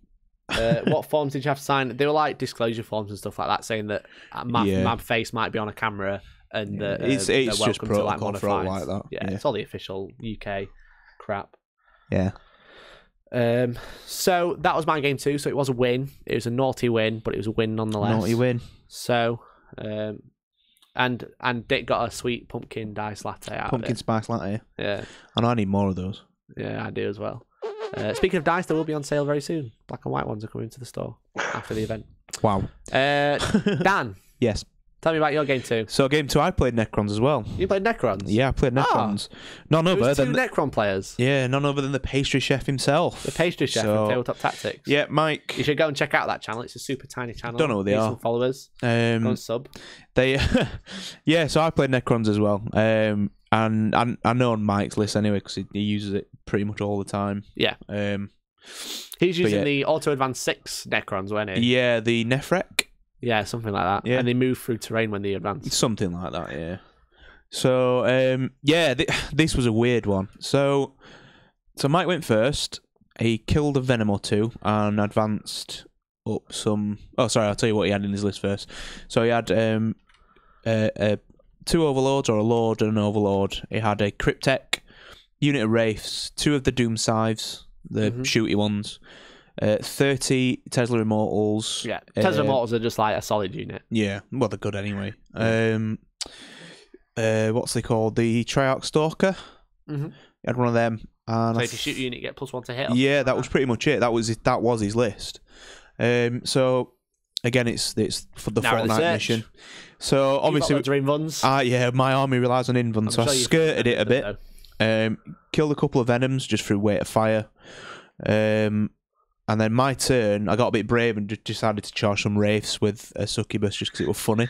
Nice. So she went and took on on them and got slaughtered. Yeah, but it was funny. Happens. 2 damage, strength 6 or whatever. But I actually lost this game in my first movement phase. That sounds daft, but I did. So what I'd done is, in hindsight, obviously you always go back to the best play, but the best play, what I could have done, which I didn't do. So I'd basically moved all of my Venoms and troops first. Got everything out, because obviously you need to have... He had 30 Immortals in the ring, basically. Yeah. So I had to get my troops out to obviously try and get him off the objective thing to try and score. But then I did all that first, and then I flew over the Void Ravens and killed 25 Immortals. Right. With the bombs. So all your dudes are out. All my dudes are out. He's got and then there's no completely forgetting he got reanimation protocols, so he could get them all back. Oh no! So basically, did all that. Everything was out, and then I think I out killed one unit. I killed 6 from another, 9 from another. Yeah. So the 9-man unit got back up to like 4 or 5, but then just Tesla'd every single one of my warrior units to death in his turn 2. Nice. And then I couldn't kill that one dude with my shooting. The one dude left out of the unit now, and I could not kill him. Right. Fired everything at him. Blasters, flyers, poison shots. Nice. I was like, mint, sound. And then it went downhill from there, just because he obviously brought them. He brought the 6-man unit, the 4-man unit back up to full, and then that one back up to 5 or 6, something like that. Yeah. And he just lasered me off at board. Wow. So I lost the second game as well. Yeah. Freaking laser beams. Laser beams to his freaking head.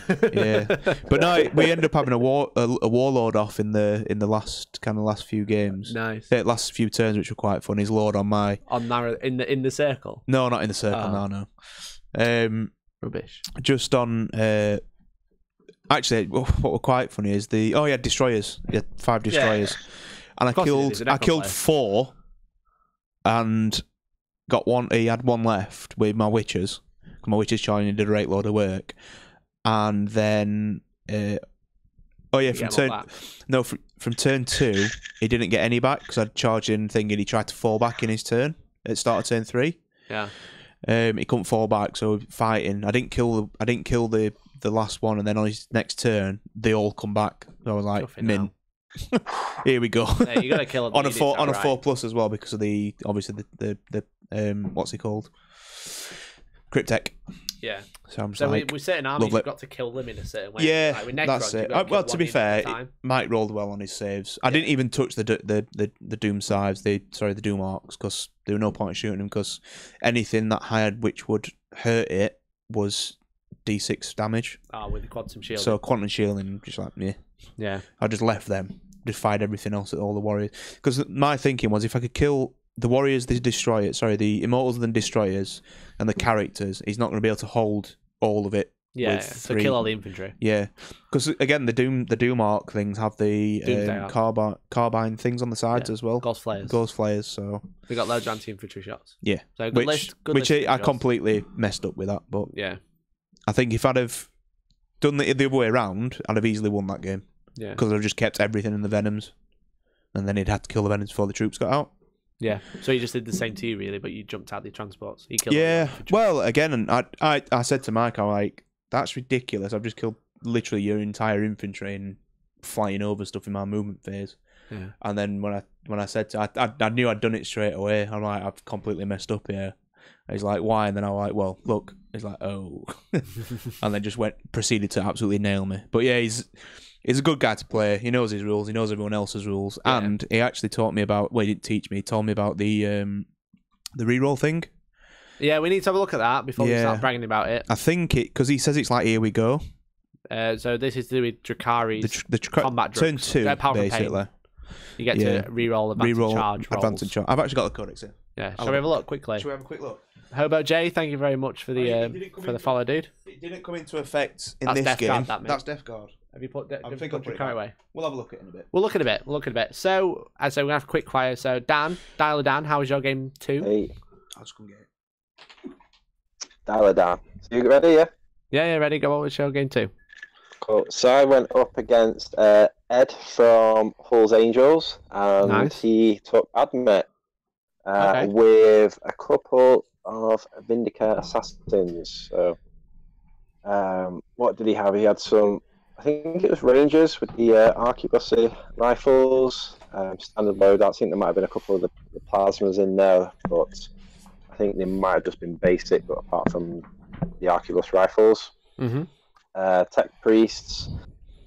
He had a termite drill. Now, I can't remember what the capacity of the termite drill is, but he had them loaded with the close combat electro priests. Nice. So I'm aware of them having an involve here, but obviously with narrow the search, they're not going to have one if they're being used to try and claim the centre. So that was filled out with that. And it's toughness 8 as well, so it's difficult to kill in most circumstances. He had 2 Omega Dune Crawlers, which are the ones with the auto cannon, Hades auto cannon type, where they can the Icarus version flyers. Yeah. And then he had 2 squads of Dragoons. They're one of the chicken walkers, aren't they? Yeah. Guys. Yeah. The chicken nights. So, yeah, and I actually seized. This was the game I seized on. So I actually took. Ed went first. He did the stratagem to move the guy because they've got the Styges, which can move pre-game. Kind of it's like the Raven Guard, aren't they? You get to move 9 first. Yeah. So he popped a couple of command points, and then I seized on him. So I went first, and I just moved the Warden pretty much into the centre of the board. Well, not centre, but kind of like in scoring range. Mm-hmm. So just so I got one model in.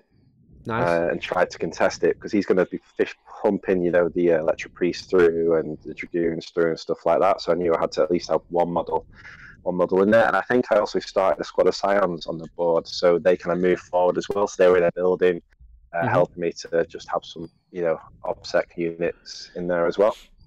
Yeah. So turn 1, deleted the Termite Drill. I'd popped the Raven Stratagem again, like you should, and I think I also took the Calidus this time. So last game I took the Eversaw, which didn't really do anything, and this time I took the Calidus for my reinforcement points. Yeah. So I popped the Termite Drill. I think I killed a squad of Dragoons and then took a couple extra. I think they had 4 in each, and then killed another one. So one was down to 3. Deleted one squad, and then I got the Electro Priest down to 1 priest left, and I think he also has to keep them within the 12-inch, the bubble.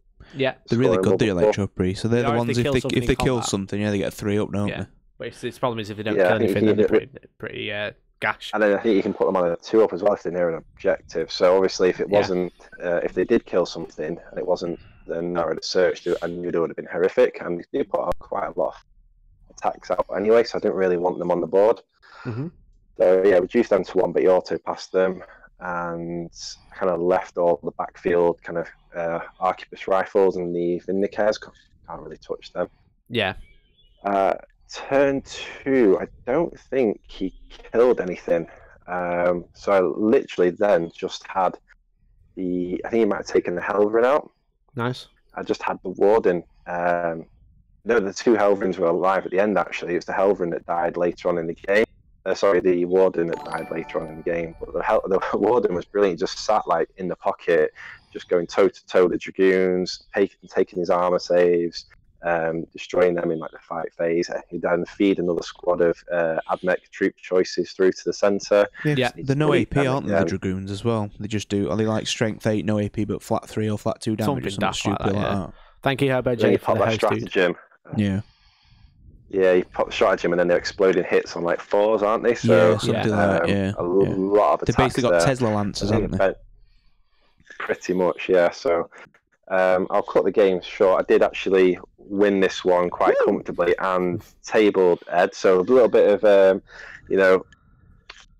good victory there and payback because he played tank at Cali and played some quite cheeky, should we say, tactics against him at Cali Revolution. So quite kind of cheeky like my cheeky in ones, or cheeky is in just a good play. Or just like a cheeky vengeance with like going in tanking to doing something and then countering it with a stratagem, which then destroyed tanks. So, tank. Oh god. yeah. So it was good to get a win, and especially get a bit of payback for him on that one, because I did actually. I think I gave him some extra points. In terms of how many points did he destroy? I was kind of rounded it up to like 700. When I think he only killed the Warden, which obviously isn't that much. Yeah, I got the table on that, and I was way ahead on the points as well at that point. But nice, I had a really cool game with him. It was like just a dead laid back. We both had 2 horrific first games. So going into game 3, I was 1 win and 1 loss. So very nice. With that. So we've got about 40 minutes. We're going to get through another 4 games each. So we're going to have to super quick. I'm going to say I've just read the Power from Pain table. Yeah, that's why I eager to play. You can re-roll the dice when determining how far you move or advances. Okay, so yes, you can. When you get re-roll, you can re-roll any dice. Very nice. Go on then to game 3. So game 3, I played none other than Tom from The Honest Wargamer. Absolute babe. Tom Fancy Mr. Pants. Satan. Mr. Satan, yeah. Google Mr. Satan. Google Mr. Satan. I met Tom, and that description of him, Mr. Satan with the hair, is just perfect. I think he's had his hair cut now, so he doesn't quite look like him. He does. He definitely does. Doesn't Mr. Satan go bald, though? in some of the episodes. No, he's just got a full head of hair and a giant moustache. He needs a handlebar moustache. Yeah, 70s porn Captain tash. Crystal Met Guns, as everyone might have seen. So he's a super awesome dude.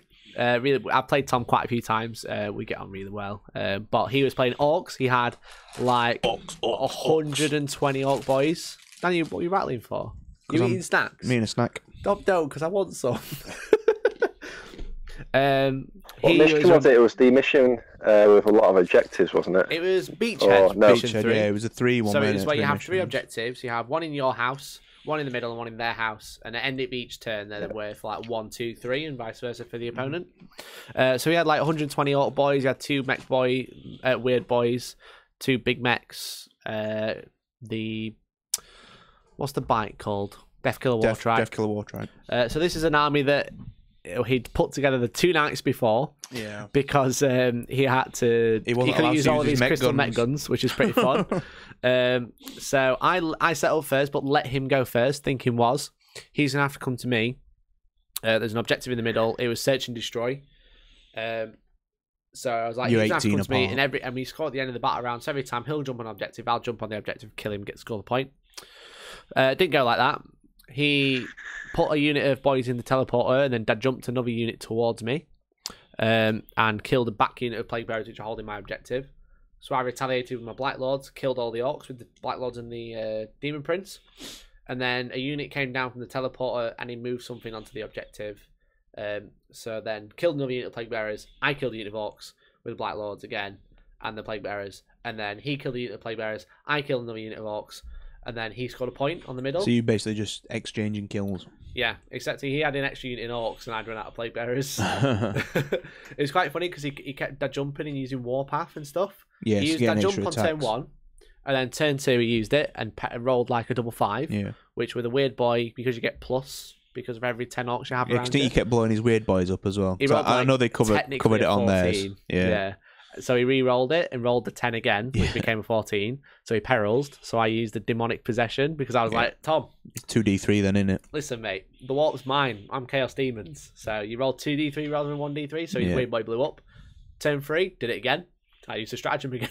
Yeah, he just kept blowing all his characters up. Made his weird boys both kill each other. But essentially, what happened is Tom scored that point in the middle. I didn't have any Plague Bearers left. I just had characters and Blight Lords left. And I basically just went, you know what, we kind of thought about it as like, realistically, I'm not going to be able to clear enough orcs off and hold this objective. Yeah. I'll be able to kill them eventually, but by the time I've killed him, he'll be scoring more points because he'll be able to get on my backline as well. I can't protect both. So we called it in, and we finished our game in like an hour and 10 minutes. Yeah. Exchanging blow for blows. So that over 200 models died in an hour and 10 minutes. Amazing. So we used the dice app because Tom has 160 attacks with Gazgul and like... Yeah, he had Thraka, didn't he? Yeah, it took Thraka because he's a really good unit. He was blowing up his weird boys, wasn't he, against you every time, was it? Yeah, that's why I was with the demonic possession because I was using the stratagem to make him take 2d3 mortal wounds rather than 1d3. And every time he rolled a 4 because there are 4 wounds, you see. So, so he won that one quite convincingly. So I'd gone 2-1 on the first day. So, Dan, how did your third game go? So I played Nick Goddard with his... so he won the Army of Legends, is it called? The painting one. Yeah. He got nominated. Yeah. He got nominated and then won it as well with his Harlequins. With his Rainbow Harlequins. Tom's just arrived in the chat. So it was obviously the same mission. This was a weird one because like nothing hit anything in the first turn because obviously everything's -1 or -2 if you play stratagem. Nice. So... Well, not really, no. So he had 2 units of 6 Harlequin bikes. He had he had 4 troops, a Death Jester, Solitaire, Shadow Seer, and the Troop Master, all with fusion and kisses and stuff like that. Yeah. 2 units of 6 AY bikes. So first turn, I blow 1 unit up with bombs. All right. They need to die. Yeah. So I kill 5 of them with the bombs. Yeah. Obviously, I'm only rolling how many dice. Mikey took a throbbing green tied to the rear. And I did. There you go. As you were.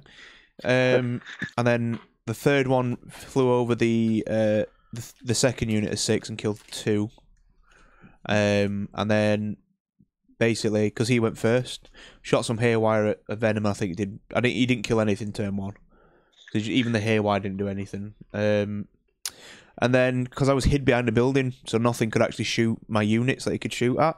He was like plinking 1 or 2 wounds off with all the shuriken fire. But again, everything's at -1. Yeah. And then turn 1, I basically power up all my Venoms, just throw them at him, lock everything in combat, score the middle objective and my objective turn 1 because I bubble wrapped him up, and then he made a long ass charge with the solitary turn 2. Nice. Flipping kill my warlord. I think I got to like the last 2 dice. He did like 8 wounds to him, and the last 2 on the 6th one I rolled a 1, and then obviously he does a flat 3 damage with Kegros Rose. Kegros Rose. And then, yeah, he one-shotted my warlord. I was like, crap. Here we go. So then I just turned around and shot him loads of poison, and he died. The solitaire. But that one was quite close, actually. It come down to me failing a charge, funnily enough. Okay. So, because obviously he got the middle objective, and then he was creeping round to get mine, because I'd already shot him off his with the... he had one of the void... What are they called? The gunboat Starweaver one. I forgot what they're called because nobody even uses them. Shadow Weaver. No, it's called the void something. The one with the prism cannon that nobody uses. So I killed that. So they had nothing on his objective. So obviously I was trying to get to that, but then he had hold of the middle one, so you get an extra one because it was the one where you got the holding the middle one, and then you get an extra point for holding your opponents. Void Weaver, that's it. So, but he was actually putting pressure on the back in my backfield, so I had to basically turn everything back round to go and deal with the guys on my objective. But then the Witchers come down, failed the charge to get onto the middle one. And then what I did was I actually, because Nick was like, "I've got this now," and he did until I actually had a brainwave. I went, actually, no, because you can hold multiple objectives, can't you, one unit? And I did string of obviously 20 Witchers. So I move up 8 inches. I just shoot a unit and then what's it called? Fire and fade, and hold both objectives. Nice. Which won me the game. Yeah. So if I'd have made the charge, I'd have all been in just on the one objective. Yeah. And then obviously if I decided to pile in, I'd have had to go towards my objective. So yeah, in the end, like me against Dusty at LBO. Yeah, the charge actually won the game. Yeah, so that is literally what won me the game, and then we just ended up killing each other for all the succubus. Actually, both of them were really good in that game against Harlequins. Yeah, because they wounded them on 2s because of the +1 strength. Yeah, they're super good. It's like succubus in that situation. Yeah, fighting anything that's toughness 4 or less. Yeah. The great. Yeah, Nick's a really good guy. He's called Krieger 40k on Instagram. Like, super nice guy, really nice. Really nice. I met him in No Retreat. I mean, obviously we stopped in the same hotel with him as well, so we spent all the weekend with him basically. Yeah, super great guy. So go lovely guy. Give him a follow on Instagram. So yeah, that was a win for me. The last day, last game even. Yeah, Dan, Dialer Dan, quick fire Dialer Dan, game 3. Yep. Getting used to this. So I played Mick Miller and his Eldar. Now, nice. I can't remember which craft world it was, but I can remember most of the list at least. So he had a couple of Wave Serpents, and he had like obviously characters in there, some Dark Reapers. He didn't have like a 20 Blood Guardian squad or anything like that. He just had like 10s and 10s. I think he put one squad of 10 in the sky. Yeah. So he wasn't really maxing out on that. He wasn't doing like your traditional either. He's in the chat. Sorry? He's using Northway and Samhan. Nice. Yeah. And he might have had 2 or 3 squads. I think it was 2 big squads of scat bikes. Yeah, which would be Sinham, yeah.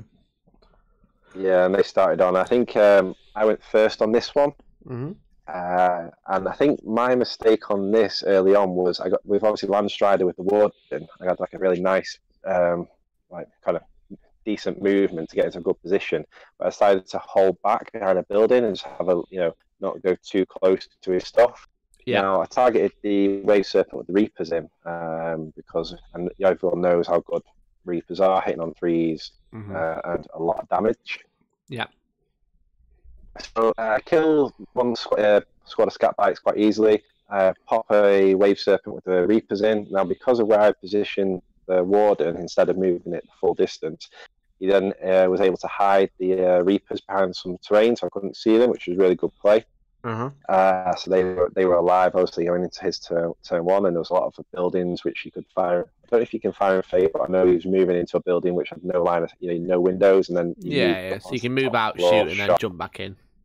Yeah, stuff like that. I think he might have done that once, but he was quite conservative with stuff like that.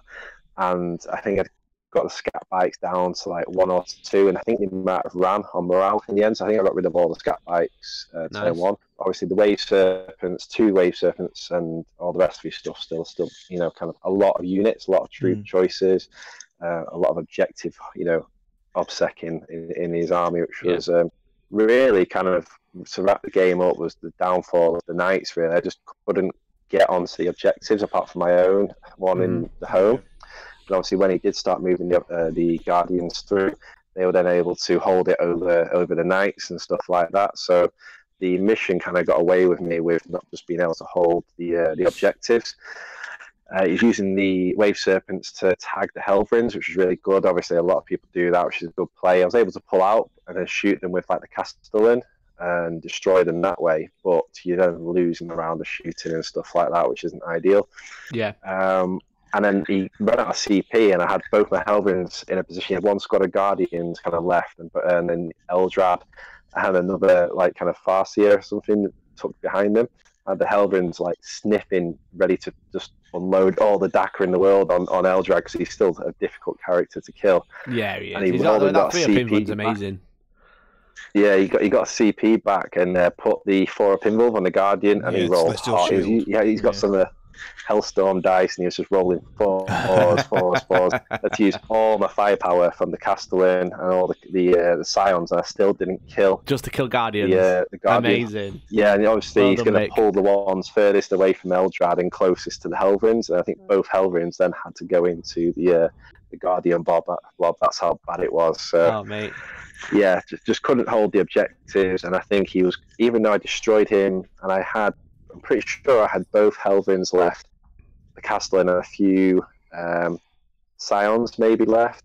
I just wasn't and he had a jet bike character, I can't remember what they're called, Skyrunner, and the Reapers left. Skyrunner, yeah. So he didn't have much left on the board, but he was so far ahead with the scoring from the early points and stuff that I think we rolled to see if it went on, and we rolled a 1 or a 2, so the game ended. Nice. Even if it went on to turn 6 and 7, he was so far ahead that I wasn't able to compete really. So that's when you kind of realise like the Knight list is fun and really easy to play, but if you don't have the objective grabbing in Eternal War, they struggle at Eternal War, don't they? You need the soup to make them work in that format. But there you go, Mix in the chat. So cool. He's a cool guy. He came to our first event back in August. Yeah, I think those guys were in our hotel as well. I mean, it got silly early on, which was quite fun. A nice way to finish, even though as a loss, it was a really cool way to finish the Saturday. So 1 and 2 going into Sunday. Yeah, cool. So we've got 30 minutes to get through 9 games. So we're going to super quick fire. We've got 10 minutes per round. Ready? Yeah. So my game 4, I played a lad called Henry. He was using Crimson Fists with like a repulsor, like 30 veterans. This was the Intel mission, wasn't it, where you had to nominate characters? So you gave 3 characters a point, and you basically had to hold the middle objective with them, and then keep them alive. He had a Vindicare, which was the downfall of this game, because the Vindicare takes out the character with the point and slowly wins the game. He had a knight. He had 3 knights. He had 2 Warglaves and a Crusader with all the guns.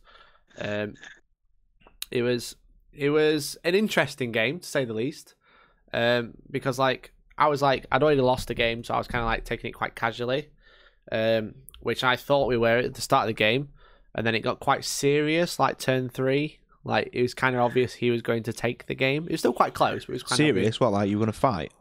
Yeah, it got a little bit tense with some things. Like I think you saw one point where like I was trying to move the Demon Prince, and he Oh yeah. He like made me like move a building out. Yeah, move a building to make sure moving too close. Yeah, because it was the building was literally not 12 inches wide, and he made Mikey move the building so he could measure 12 inches. Yeah, he kind of like said like he'd left one of his characters out because he failed the charge with it. So my demon prince is going to go up and kill that character with the intel point. It's like 19 inches away, or maybe 20, something like that.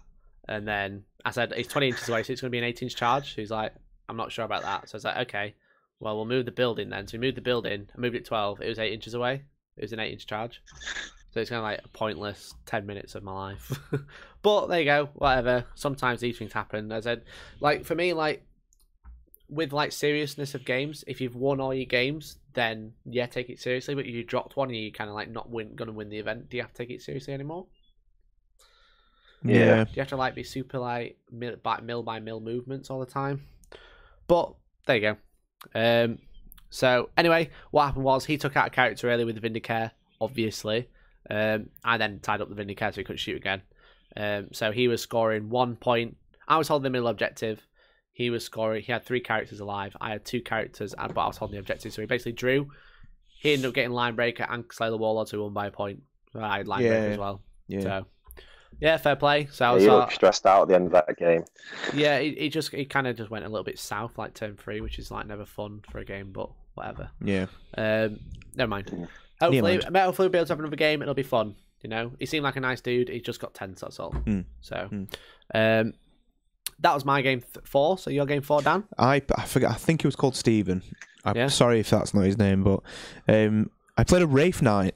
Played it against a Wraith Knight. Wraith Knight. There were 2 Wraith Knights at that event. Yeah. How weird that? Well, funnily enough, because obviously poison doesn't affect Titanic vehicles or Titanic monsters or anything like that, so I just left it alone. But in the end, it literally kicked the hell out of my army. I'm sure it did. Was it the combat one? I killed everything else but the Wraith Knight. Was it the combat one? Yeah, it was the sword one, yeah. Yeah, because that's the only one you'd take anyway. So yeah, he had a Wraith Knight, 2 blobs of Guardians.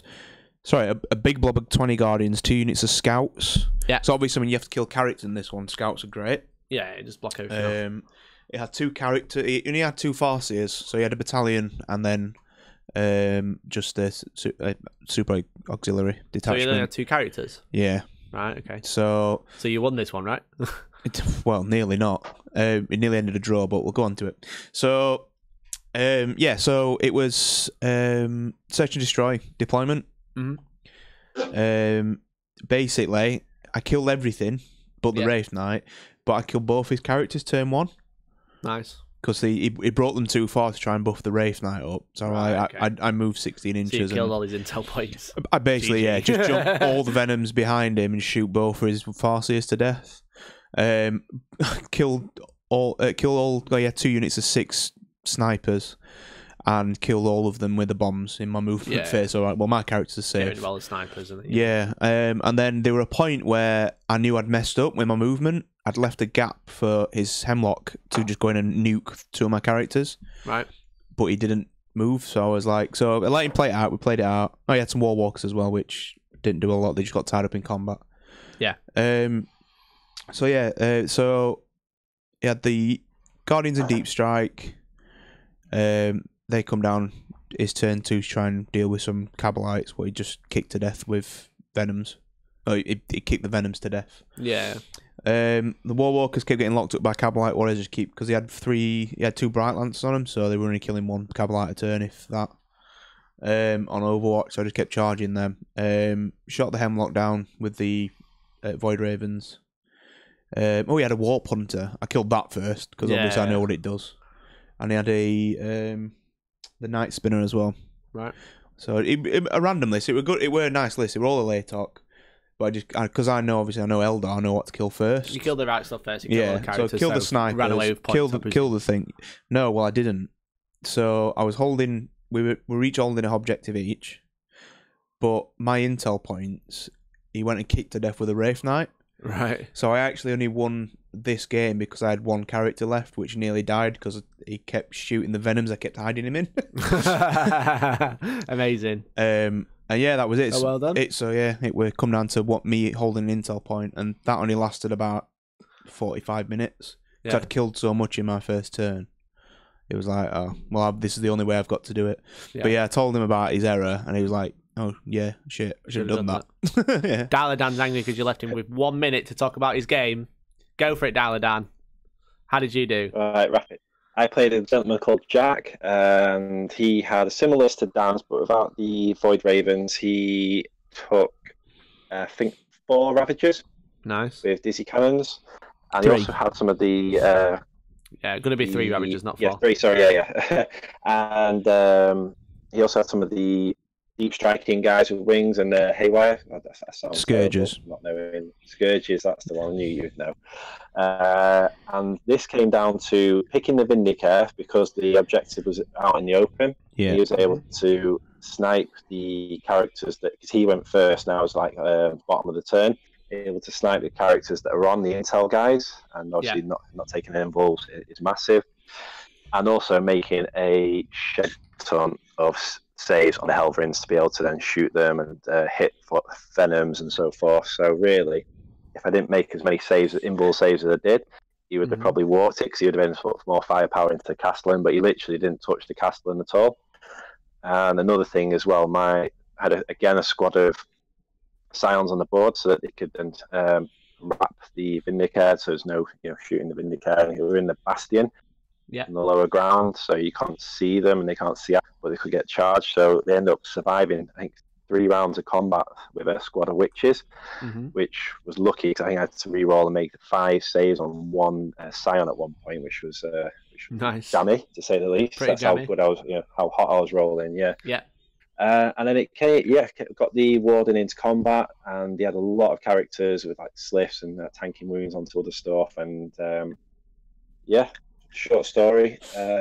Just gonna cut it short. I almost tabled. I think I might have tabled him again, or came very close to. But I also won quite comfortably on the victory points. So nice, dude. I was able to snipe his intel characters off, and I think I had the Castellan, the Primary Psyker, and the Tempest Prime. So he killed the Tempest Prime in turn 7, but by that point I'd already sniped off a lot of his characters and was just outscoring him. And I sitting on the centre objective with no intel guys, he wasn't able to score. So yeah, it got to turn 4. I just was able to walk away with it at that point. So yeah, conscious of time, so I'll just wrap it up there. So that put me on 2 for 2 going into game 5.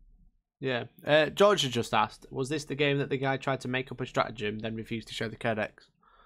Or was that another game? No, that was game 5. That fantastic! Can't wait for that one. We're going to have to make sure we save Dan some minutes for that game because that was always a very interesting game. Oh yeah. So my game 5, I was currently 2-2 at this point. So I lost 1-2, lost 2. I played a lad called Nick. We're all 2-2. Yeah, fan of the show. Nick with his Dark Angels army. He had aggressors, Hellblasters, Azrael.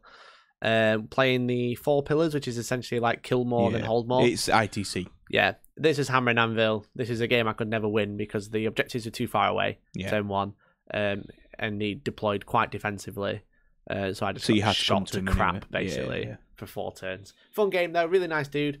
I could never get kill more because my army doesn't really kill much. No. And then hold more just like works. the AP deals, doesn't it? Yeah. Hold more only works if I can get onto the objectives turn 1, which I couldn't. So and roll 1s. Yeah, top lad, really nice dude. Using tabletop tactics dice and rolling hot with them, so that was annoying. That's cheating. But yeah, big shout out to him because he was like I said again, a fan of the show, so nice dude. But yeah, lost 3 games at this point. So Dan, game 5. Game 5, I played a guy called John. He had Space Wolves and a Knight, and 3 Donegal Jetbacks. Nice. Shield Captain, sorry. So yeah, it was obviously the same mission. This one was quite tactical because he hid all of his troops. So the only way I could get to him is by bombing them. Nice. So I killed 2 of the Grey Wolf unit, Grey Hunters, sorry. Grey Hunter units with bombs, and then I killed 2 out of the last unit. Which was annoying because basically if I kill his troops, I would probably going to win on holding more because he doesn't have enough guns to kill that many. He were always, again, it's vice versa to yours. He was always going to kill more than hold more because my troops trump his. So basically it was all around that. We were drawing up till the last game, killing each other's stuff. to the last turn. Sorry, turn 5. So I'd not actually read the rules pack, so it's my fault. And he, bless him, he got a bit not upset, but he was like, "Oh." So I'll explain what happened anyway. So we basically said, "Oh, well, controversy. Can we play one more turn?" He was like, "Can we play one more turn? Because if I kill your warlord, I've won the game." But the time was out. Right. So I was like, "Well, the time's up," but because I went second, so because then I've got to have another turn to hold more and get line breaker and stuff. So we basically I said, "Yeah, just play it out." So he did kill my warlord and got line breaker. And then I'd hold more and line breaker as well, but he ended up winning by 1 point. That because I didn't know because they usually the secondaries, aren't they, counted towards your score. So in the end, I ended up losing it because of that. Because otherwise, I wouldn't have played on. Yeah. But again, like I say, he was a nice bloke, but it was just the fact that because the way it works is in the mission that you score points for that, and you have points for your secondaries. Points for your secondaries. But the way the scoring works for the GT is your it's everything, isn't it? First strikes, warlord and linebreaker are scored separately, but they still count for your overall mission. Score, but you hadn't added them to your overall score, so you had like your mission score, then your secondaries separately. Yeah, so that's what I thought. Because obviously that's me playing ITC and stuff like that, which they don't count towards your final score, do they? So yeah, exactly. So, but it were quite yourself out of a win. Pretty much, but he were quite upset about it. Like it's like, "Oh no, we'll take it back. We can have draw." I'm like, "No, it's done now, mate. It's my own fault for not reading the rules," which is fair enough. So, but he was a lovely lad. Like, yeah, I played him at Burning Hull. One of yeah, I'd seen him before. He does watch similar happened. He does watch the channel. Yeah, he's a good dude, but it was just like something very similar happened where it was like. We've run out of time. I mean, Can to I be finish fair, this combat because I might win? So I was like, yeah, but then he failed, so I won or draw or whatever. Yeah, he weren't pushing it, but he just asked. All right, yeah, why not? Yeah, I'm not saying it was malicious or anything like that. I'm just saying the same situation happened where it's like we've run out of time. Can I finish this combat because I might win?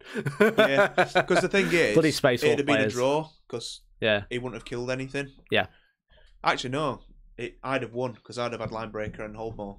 Yeah, because he had to kill the Archon. Yeah, it's tough because you're in a tough position of where do you end the game there because you're out of time, or do you talk through the rest of the turns? And usually, me personally, especially with the army I was playing, I was like, I'll talk through the turns. Yeah. Because like with the game 3 that I just played against the Henry guy, had we finished when the time ran out, I would have won. Yeah. But I was like, we'll talk through the rest of the turns, and it was like, realistically, you're going to win. Yeah. So, but it's a tough one. It's a tough one, but there you go. Say at that point, if it mattered, if I were going to win the tournament or finish top 3. Yeah, I'd have been like, no chance, because I can still win this tournament. But because I'd obviously done so badly in the previous 4 games, it doesn't matter, does it? Yeah, and it's not. Like I said, I weren't going to go and win it anyway. So yeah. So Dial Dan, I'm just going to say you got your game. Let's not name this person because I don't like people like this. So we'll call them out. We'll call it Papa Italia. Yeah. So Papa Italians. Papa John's turns up to the table. Yeah. And, here we go. Look you guys are on 2 for 3 at the moment, are you? So this is going into this, and I thought, okay, there's a lot of people already talking about the conduct and stuff like that, and I thought this could be interesting, but I'll give him the benefit of the doubt to start with. Yeah. Really polite start. Gives me one of his special custom dice. So I got here's a pumpkin latte dice, and nice. We kind of swapped dice at the start. So yeah, cool, good start. And I then backlined everything. So we did. Is it the long ways? Donald Wall. Spearhead. And so I backlined all the knights, knowing what he had in his list. Now his list was Yanara. He had a Wraith Knight, didn't he, as well? No, Drakari. not in this one. Did he not? No. Oh, it's not the same guy. He had Harlequin troops, Troop Master. He paid the CP to make it Great Troop Master? The Great Harlequin, yeah. Great Harlequin, yeah, that's it. Yurian Rakarth, 3 squads of, I think, 5 grots, maybe 6 in each. Yeah. And 2 squads of 4 or 5 Skyweavers. So, obviously, the Haywire I was quite conscious of. So I backlined all the knights right on the edge of the table and had a squad, took the Vindicare again and had him in a brilliant position where he could see through a building and pretty much see the whole board. And then 2 squads of Scions on the board to bubble wrap because he was quite far forward compared to the knights, so I didn't want the the sniper being targeted basically. Yeah. So he starts moving. I'm like, okay, yeah, the movement looks fine. No maybe a millimetre here and there out, which I wasn't, going to complain about. And then he starts his psychic phase and fails the double move on one squad of Skyweavers.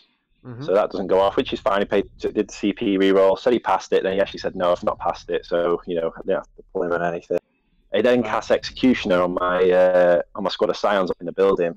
It goes off and he kills 4 out of 5, and I was like, wow, who did that? That was amazing. He's like, this little dude here. I was like, okay, cool, got my tape measure out. He's muttering to himself. I was like, that's 30 inches. I was like, that's an impressive psychic power at 30 inches. I was like, Jesus. Executioner? 30 inches. Executioner as it travels over. Yeah, get the extra inches with the U's. So, I was like, what's the range on this mix? I've got to have the tape measure out. Like, this is 30 inches. He's like, oh, no, sorry. So I put the guys back on. Anyway, I was like, okay, this is, so I'm starting to get Battle Scribe out, and I'm starting to add everything he had in his army into my phone, because that was it then, give him a chance. Yeah. So the reason that you were so... And he does kill the Scions with the Skyweavers anyway, because is that what they're called? Because they were just in range to hit that squad, so he does end up getting first strike anyway. His troops, the Harlequin troop choices are on the objective, so he's scoring, 2 there every turn. And I've only got 1 squad of guys on 1 objective. So going forward into my first turn, I then hit with the Castellan into 1 full squad of his bikes, and just with the Raven stratagem, delete 1 of those, and then with the Helverins and the Warden, even though the lightning fast reaction, the other squad, I was then able to remove the other squad off the board as well. Nice. But my favourite part, which was what infuriated him the most, was that I used the Vindicare to pop the 30-inch Executioner Farseer. So it hits him with a 3. Get wrecked. Get wrecked. 3 damage, boom, straight off the bat. And then I was trying to explain to his wrists was really difficult, the language barrier. I was trying to explain what he did with the mask. And so I then started rolling mortal wounds. I was like, that's 4. And I was like, that's fine. He's like, what the hell are you doing? He kind of he had to run around the board to see what I was doing. So I had to kind of explain to him that he's just hit him with the 3, the 4, then the 5. He's just taken 6 damage because he'd failed his armor save. Even if he did have an armor save, -3 on one of those guys. Because you don't get able to he did 6 damage in total on it, so he just removed him. And then he tried to say, this guy, he was over here. I was like, no, he was there. He slid down the hill. He wasn't, right around the corner, out of line of sight. He's dead. So then he, I'll say it doesn't pass me the pumpkin dice latte back. He kind of throws it at me, and it hits the board, skittles across and into my chest. And I was kind of like, all right, you don't want the dice then, mate? Is it that upsetting that it just wipes out all your shooting? It'd be funny if you just stood up and just battered him with your crutch. Hobble round the crutch. I was tempted at that point just to swing it round, but he had his kid there with him, so you've got to rein it in at some point. Should have been his kid as well. Yeah. So the problem is, it's not how you play Warhammer. You must be learned for future generations. Yeah. The problem is with this certain individual is that you went in with the benefit of the doubt, it's game 5, we're gonna have a good time. But you'd heard stories from there's a couple of people in the chat that actually played that person as well. Yeah, I think who both had problems with this person, and there is a group of people that are going to a lot of Warhammer World events, the Heats in particular. Yeah, and they are all, well, not all. I can't say all, but the ones that I know of are problems. And there's probably 3 out of 6 of them there were all an issue this weekend. I think more than that. Yeah. What I know of. That was So then he was doing stuff with his command points. So I'm not going to go through every turn, but later on he kind of says he spent his command point, fumbles with the dice, and then puts it back on a 4. At this point, because he's got no shooting, the knights are able to just sit back and pick the grots off. Now he was holding more because the knights I wasn't able to hold more, but I was killing more every turn. So I was just kind of 1 point behind, and then it got to turn 3-4. I was able to move the knight up and wipe out his troops, and then took the lead and end up tabling him at the bottom of turn 5. But he did try doing stuff like lightning fast on the grots, and apparently I'd asked him, you can't grots get lightning fast? No. And he showed me. He went back to his codex, which was Italian, and went, the CC. Oh no, they don't get it. So I was like, okay. And then I was at this point, I was already going through every single thing he did with these attacks with every unit. I think one of his grots ended up having a paid-for weapon that wasn't on his list as well at one point. So I had to ask, stop him. So literally, I stopped him on everything that he was trying to cheat with, apart from the command point, because at that point he literally had like a squad of Rangers left, 2 squads of Rangers that were just completely out of the game, and I was about to kill them anyway.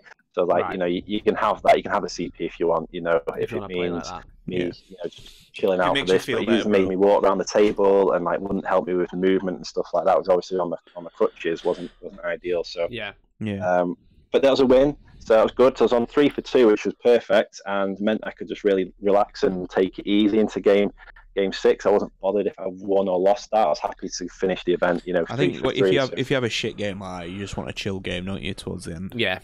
So someone else, Camelot in the chat, has said that he tried lightning fast reacting the grots in his game in game 1. So obviously he was just trying to cheat. But like, you know, he said the problem is like the TOs at Warhammer World, so I don't think they know what sort of position they're allowed to take with these. Yeah, it's a tough one for John, because I know Jamie's obviously quite. At least I got my dice back as well, you know. Well, so that's it. Got the dice back. So it's just like they must be in such a tough position because they can't like go, because they don't want the bad PR. Like, I'm kind of like, I listened to the Honest Wargamers podcast about this as well, because obviously Tom had a really good insight to this with another particular person who plays at our local store. Where he was like, go at this event, which is at Sanctuary, the week before Heat Finals, he was going up to the TO and saying, "Oh, my score wasn't this; it was this." And then he was trying to explain to me why he should have had another 6 points. And I was like, "Yeah, but you've handed your score in, so why are you trying to change your score? It's tough. It's tough shit, basically." And then he didn't speak to me for the rest of the day. He didn't speak to me all that weekend. It's tough for TOs because where do they stand with? It's not even an Italian thing. It's anybody. No, I'm not saying it's not just because you can't like target everyone with that brush. But the people I've seen that cheat. You know, it's just because I've seen it personally, right? Yeah. And I've heard, we all have, like, from Dan, I trust Dan's word to the letter, you know. Well, Dialer Dan, not you. I don't trust you. I don't trust me either. I trust Dialer Dan's word to the letter that this guy was cheating.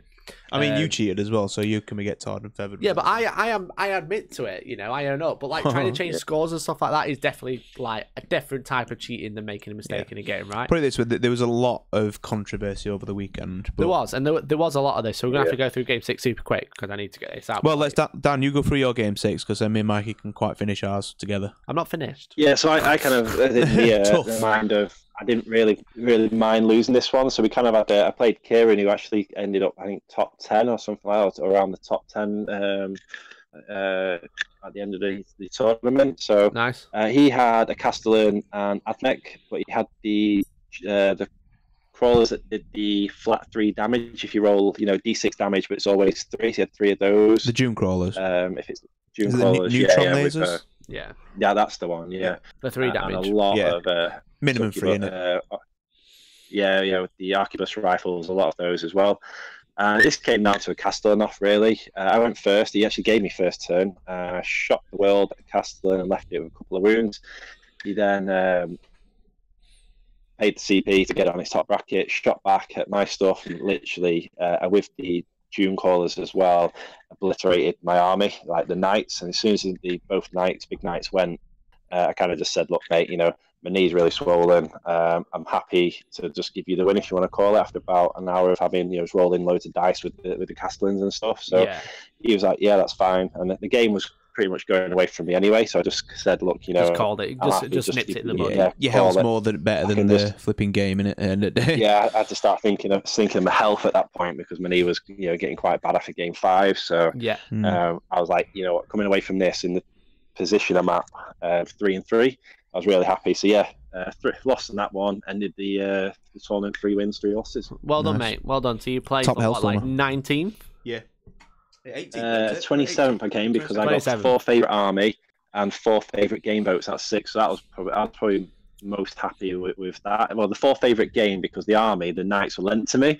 So I can't really claim those 4 points. So they don't count. The 4 favourite game. Yeah, that made it, considering I was like sat down for a lot of it. And, royalty. 27th.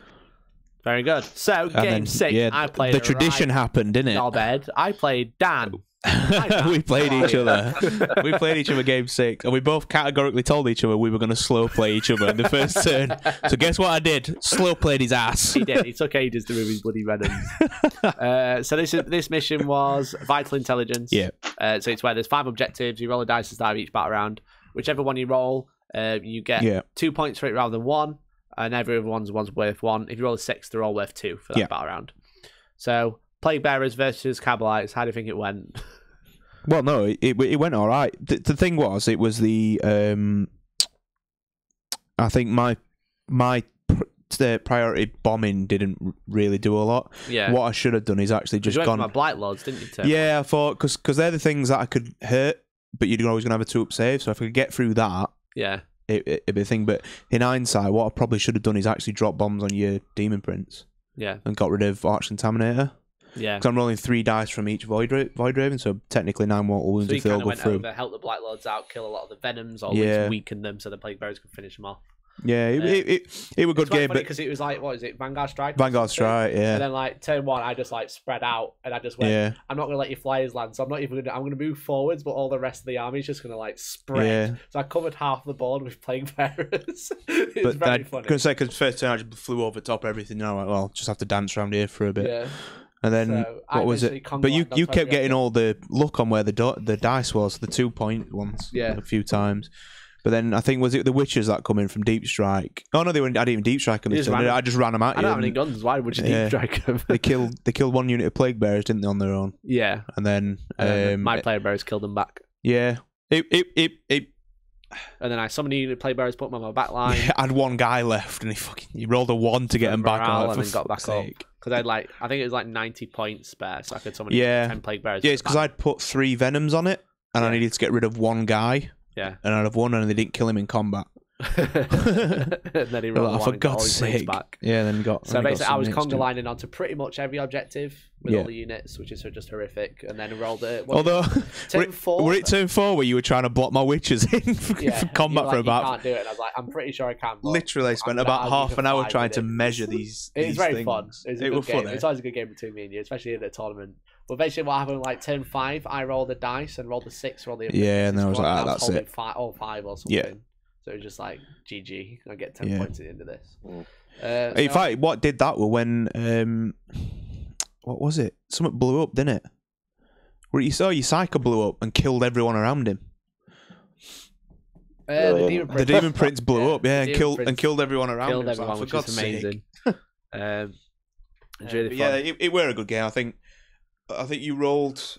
On the first 2 turns, they were both in your objectives, so I knew at that point I'd already lost. I'd started running away with points, and then when I got 10, it was just like, there's literally nothing. Yeah, because even if I'd have come in behind you, I struggled with on game 6. It's a really fun mission. It's just really because it's random. It's quite difficult. I think if I'd have got everything, because I failed like the other witch charge and stuff, and stuff like that. Yeah. If I'd had like full 3 units of witches in, it might have swung it a little bit, but yeah. So who knows? Who knows, man? I went 3-3. You went 2-4. Yeah, 2-4. I did say I'd like 2-4 going into it because I've used the same list and I've took witches. So I basically won the tournament because I took witches. So I got 4 favorite armies and 4 favorite games, which is super cool. Yeah, I got 4 favorite game and 3 favorite armies, I think. Yeah, so I came 31st. Yeah. But obviously, Dan's favourite armies didn't count because they weren't his army. It was like part of my army, so I should get at least 1 of them votes because the Vindicare was mine. So basically, I got 1 of those. So I got 5 favourite armies. So I'm the best Hellstormer. We're not dicks, is what we're saying, right? Yeah. So we had a really good weekend. I got more secondaries with Slay the Warlord, Line Breakers, and First Strikes. So I think even we said if we take away the 4 points from the favourite army, I'm still top Hellstorm player. So listen, Dan. I can hang up on you at any minute. Yeah. I think the highlight of the weekend was when George in the chat was like, "Oh, I'll subscribe if I roll a 6 on these dice," and then he rolled a 6. Yep, and then he's so annoyed. He's like, "I'll sub for another month." As well. Yeah, all weekend. He was like, if I roll a 6 on this one, I'll sub for 2 months. And he nicked one of my dice and he rolled a 6. I was like, you shouldn't nick my dice, mate. Have you seen my dice? They're horrific. So I wanted to go back to the cheating thing. Now we've kind of gone off the subject and back to it. Yeah. There was a lot of cheating going on at the event. We've heard a lot really, really negative feedback from the event overall. Yeah. Which is just a real shame because the Warhammer World events are one of my favourite type of events. I think unfortunately as well it's from the same group of people, which is... It is from the same group of people. I said the 3 that I know about, but there's there's a large... He even went on there. Warhammer World's Facebook page, didn't it? Because they had a picture of the winner, Simon, and one of the Italians then started slating him. So is this how you win a tournament, by cheating? I was like, Mark Cromwell and so what happened was, and I was like, wow, that's insane. How can you put that? With this situation, what happened was Simon Pridis, who won the event, top lad to him with a cool towel list, played one of this guy who was slating him on Facebook. Which comment has now been deleted. Yeah, so you can't find it. The thing is with this Tau in particular, Tau player in particular, played at LVO, and LVO ruled that if you used Kion, which is if you stand still, you reroll all hits within 6 of the character who uses it. Yeah.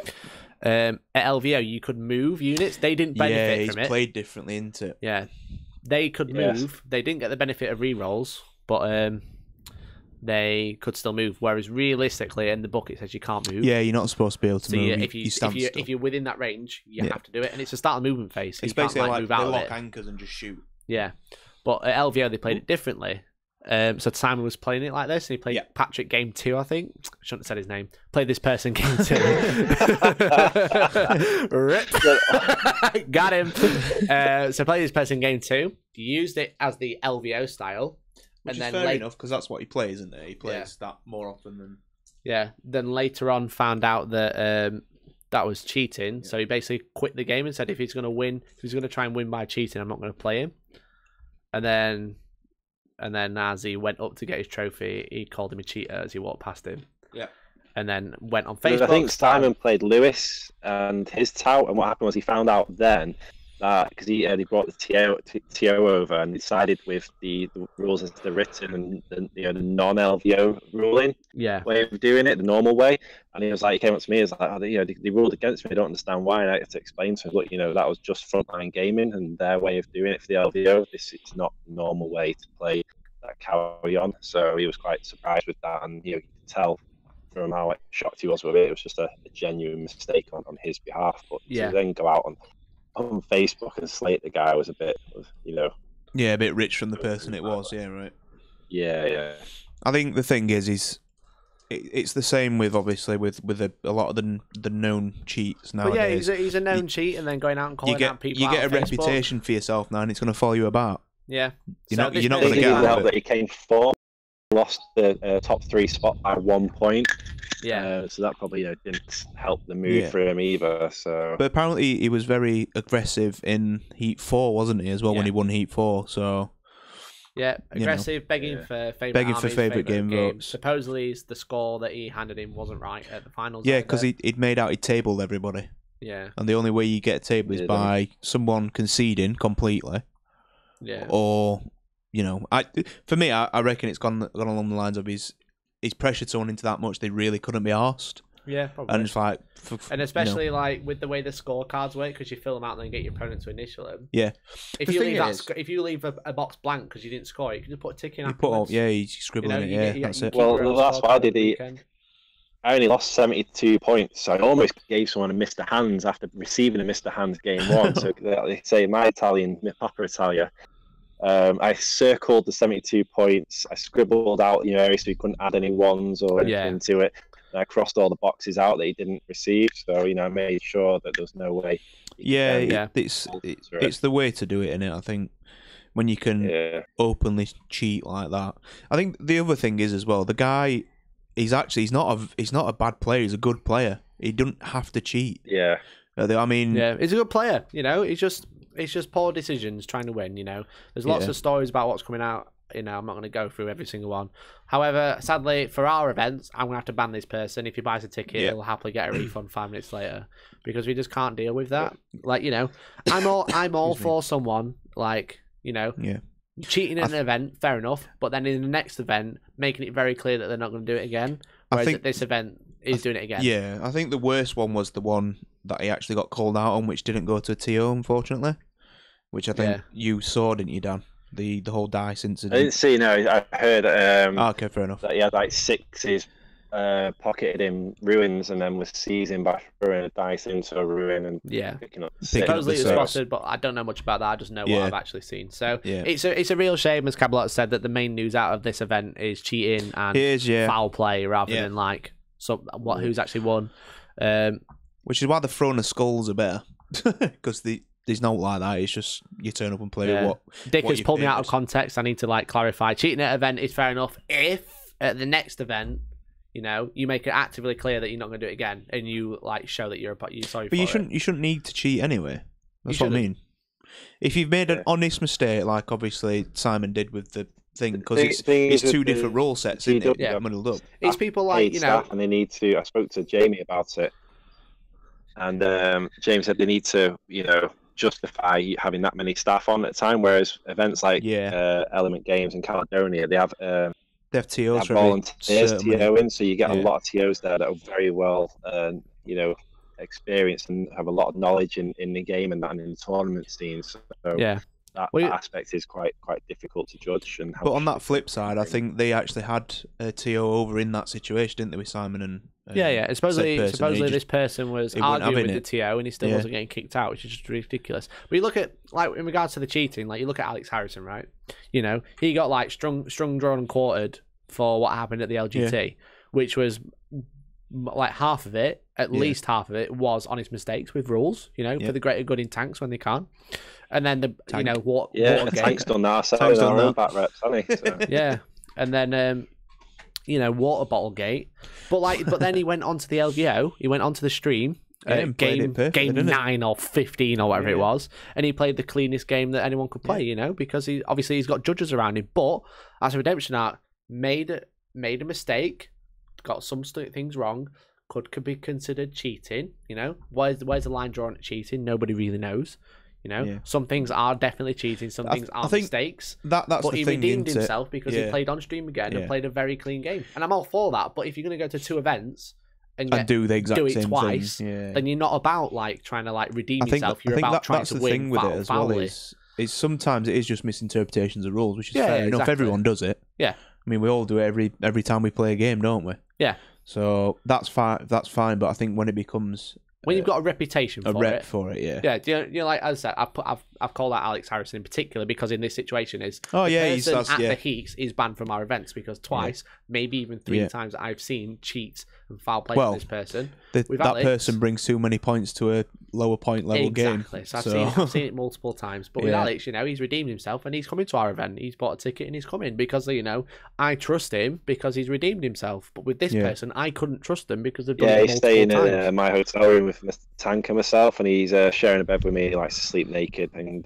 well, there you go. So Dan's going to have a great. So Dan's definitely. Hopefully your legs better so you can run away. That's it. If I've got a crutch, I can at least make a blockade in the bed. So you know there's my opinion. Like, if you're going to do it once, fair enough. You know, everyone makes mistakes and makes stupid mistakes at that. You know, doing it on purpose sometimes is a stupid mistake. But doing it multiple times at events is just not on. And like, you know, this person does need to be banned from events until he can learn his lesson. See, like Comlot said, do we need a blacklist? We shouldn't need a blacklist. But if it comes down to it, there's like they have like I know in Shadespire they have a ban list of cards which you can't use. It's literally the same way. If you know, if you've been openly called out on it as well. The thing is, the ITC does have the code of conduct, but obviously GW isn't part of the ITC. Yeah. They need to basically just put their foot down and just sort this out. I mean, again, if someone gets pulled up, they need to be watched. It's tough on GW because they've got to think of it as a business sense as well. Yeah. Because these people are obviously paying a lot of money to go and play games. Exactly. It's tough on them. It's very tough. We've booked for Heat 2, but realistically, are we going to go to the finals if like these multiple people are going to these events Probably again? Not, no. Probably not. No, we shouldn't have to ban people because people should play fairly, but it should be there ready. Yep.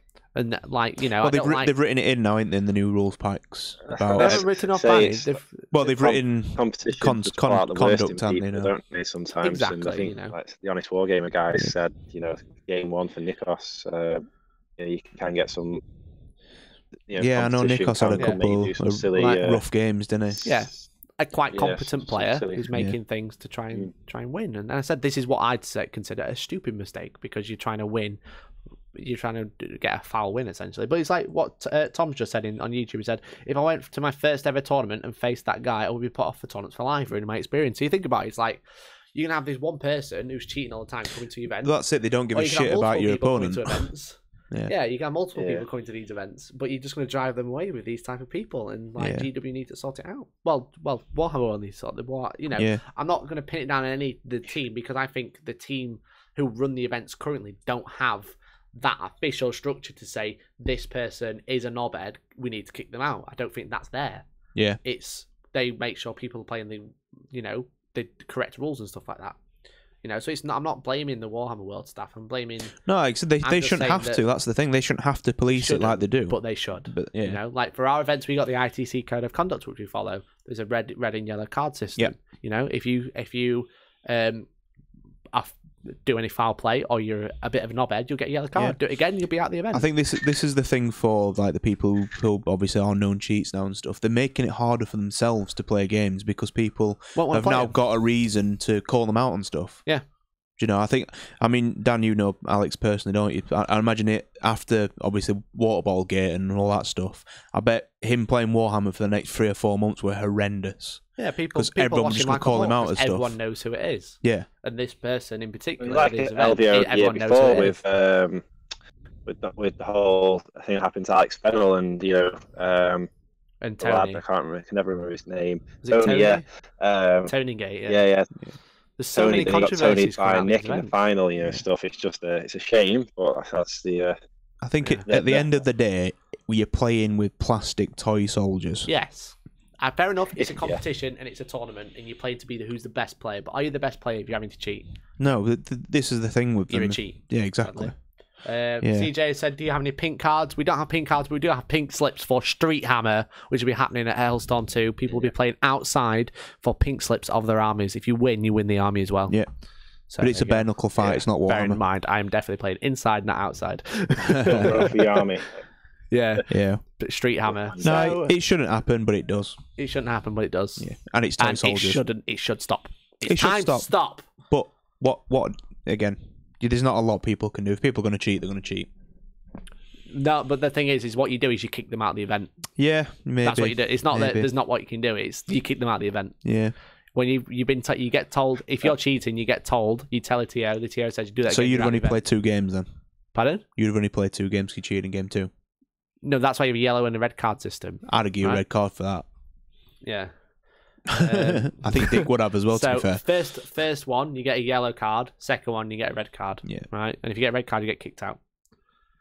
No place for cheat, says Jeff, my boss from work. Hi, Jeff. George, are you playing the best player if you're having to cheat? Fancy a game of now the search, Mikey. Like, so you get people that like Dick said there, just seen in the chat. Yeah.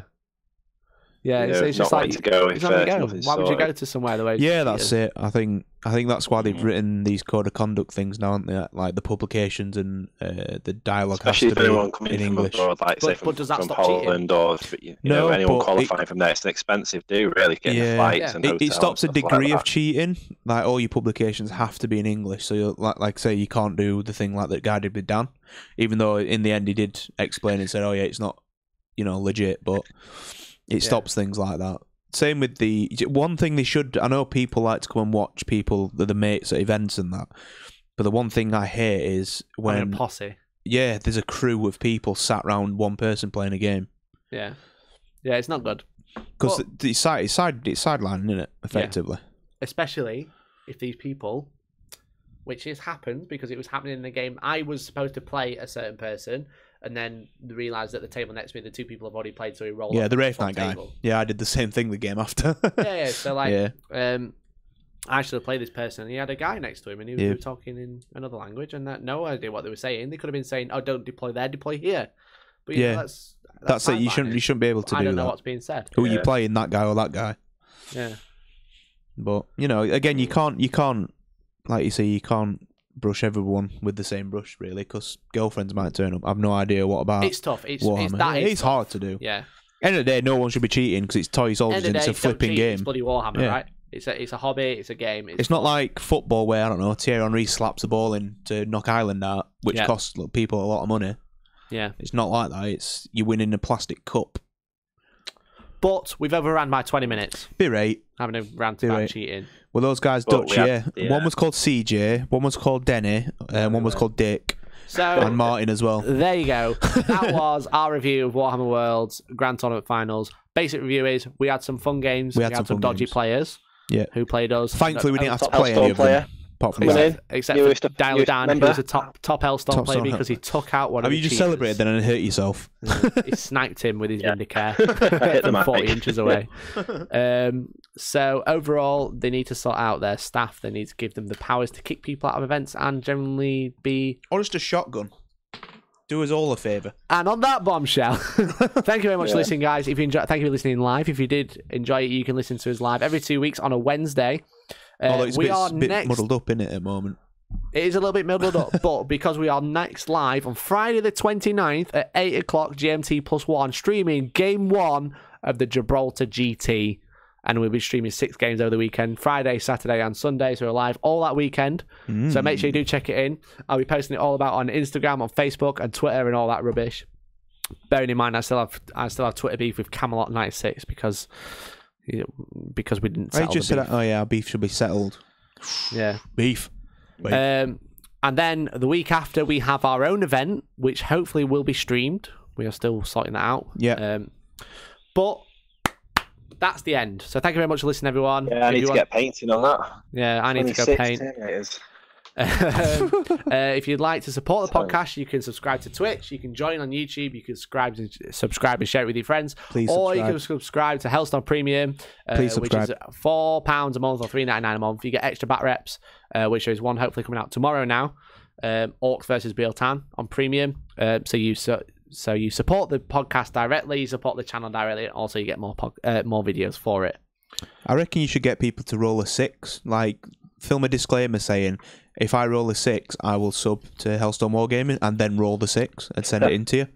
See what happens if George is not the only one. More people like George. More people like George, that's what we need. So, there you go. That is the end. Thank you very much for listening, everyone. We've been Hellstorm Wargaming. You guys have been fantastic, and hopefully we will catch you on Friday. You, me, what? You, on Friday. All of us. At the Gibraltar GT. Please subscribe. On Hellstorm Wargaming, Twitch, YouTube, stuff. Stuffs, interwebs.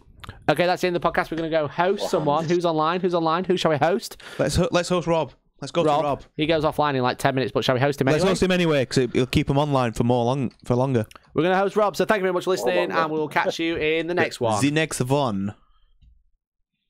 Ciao.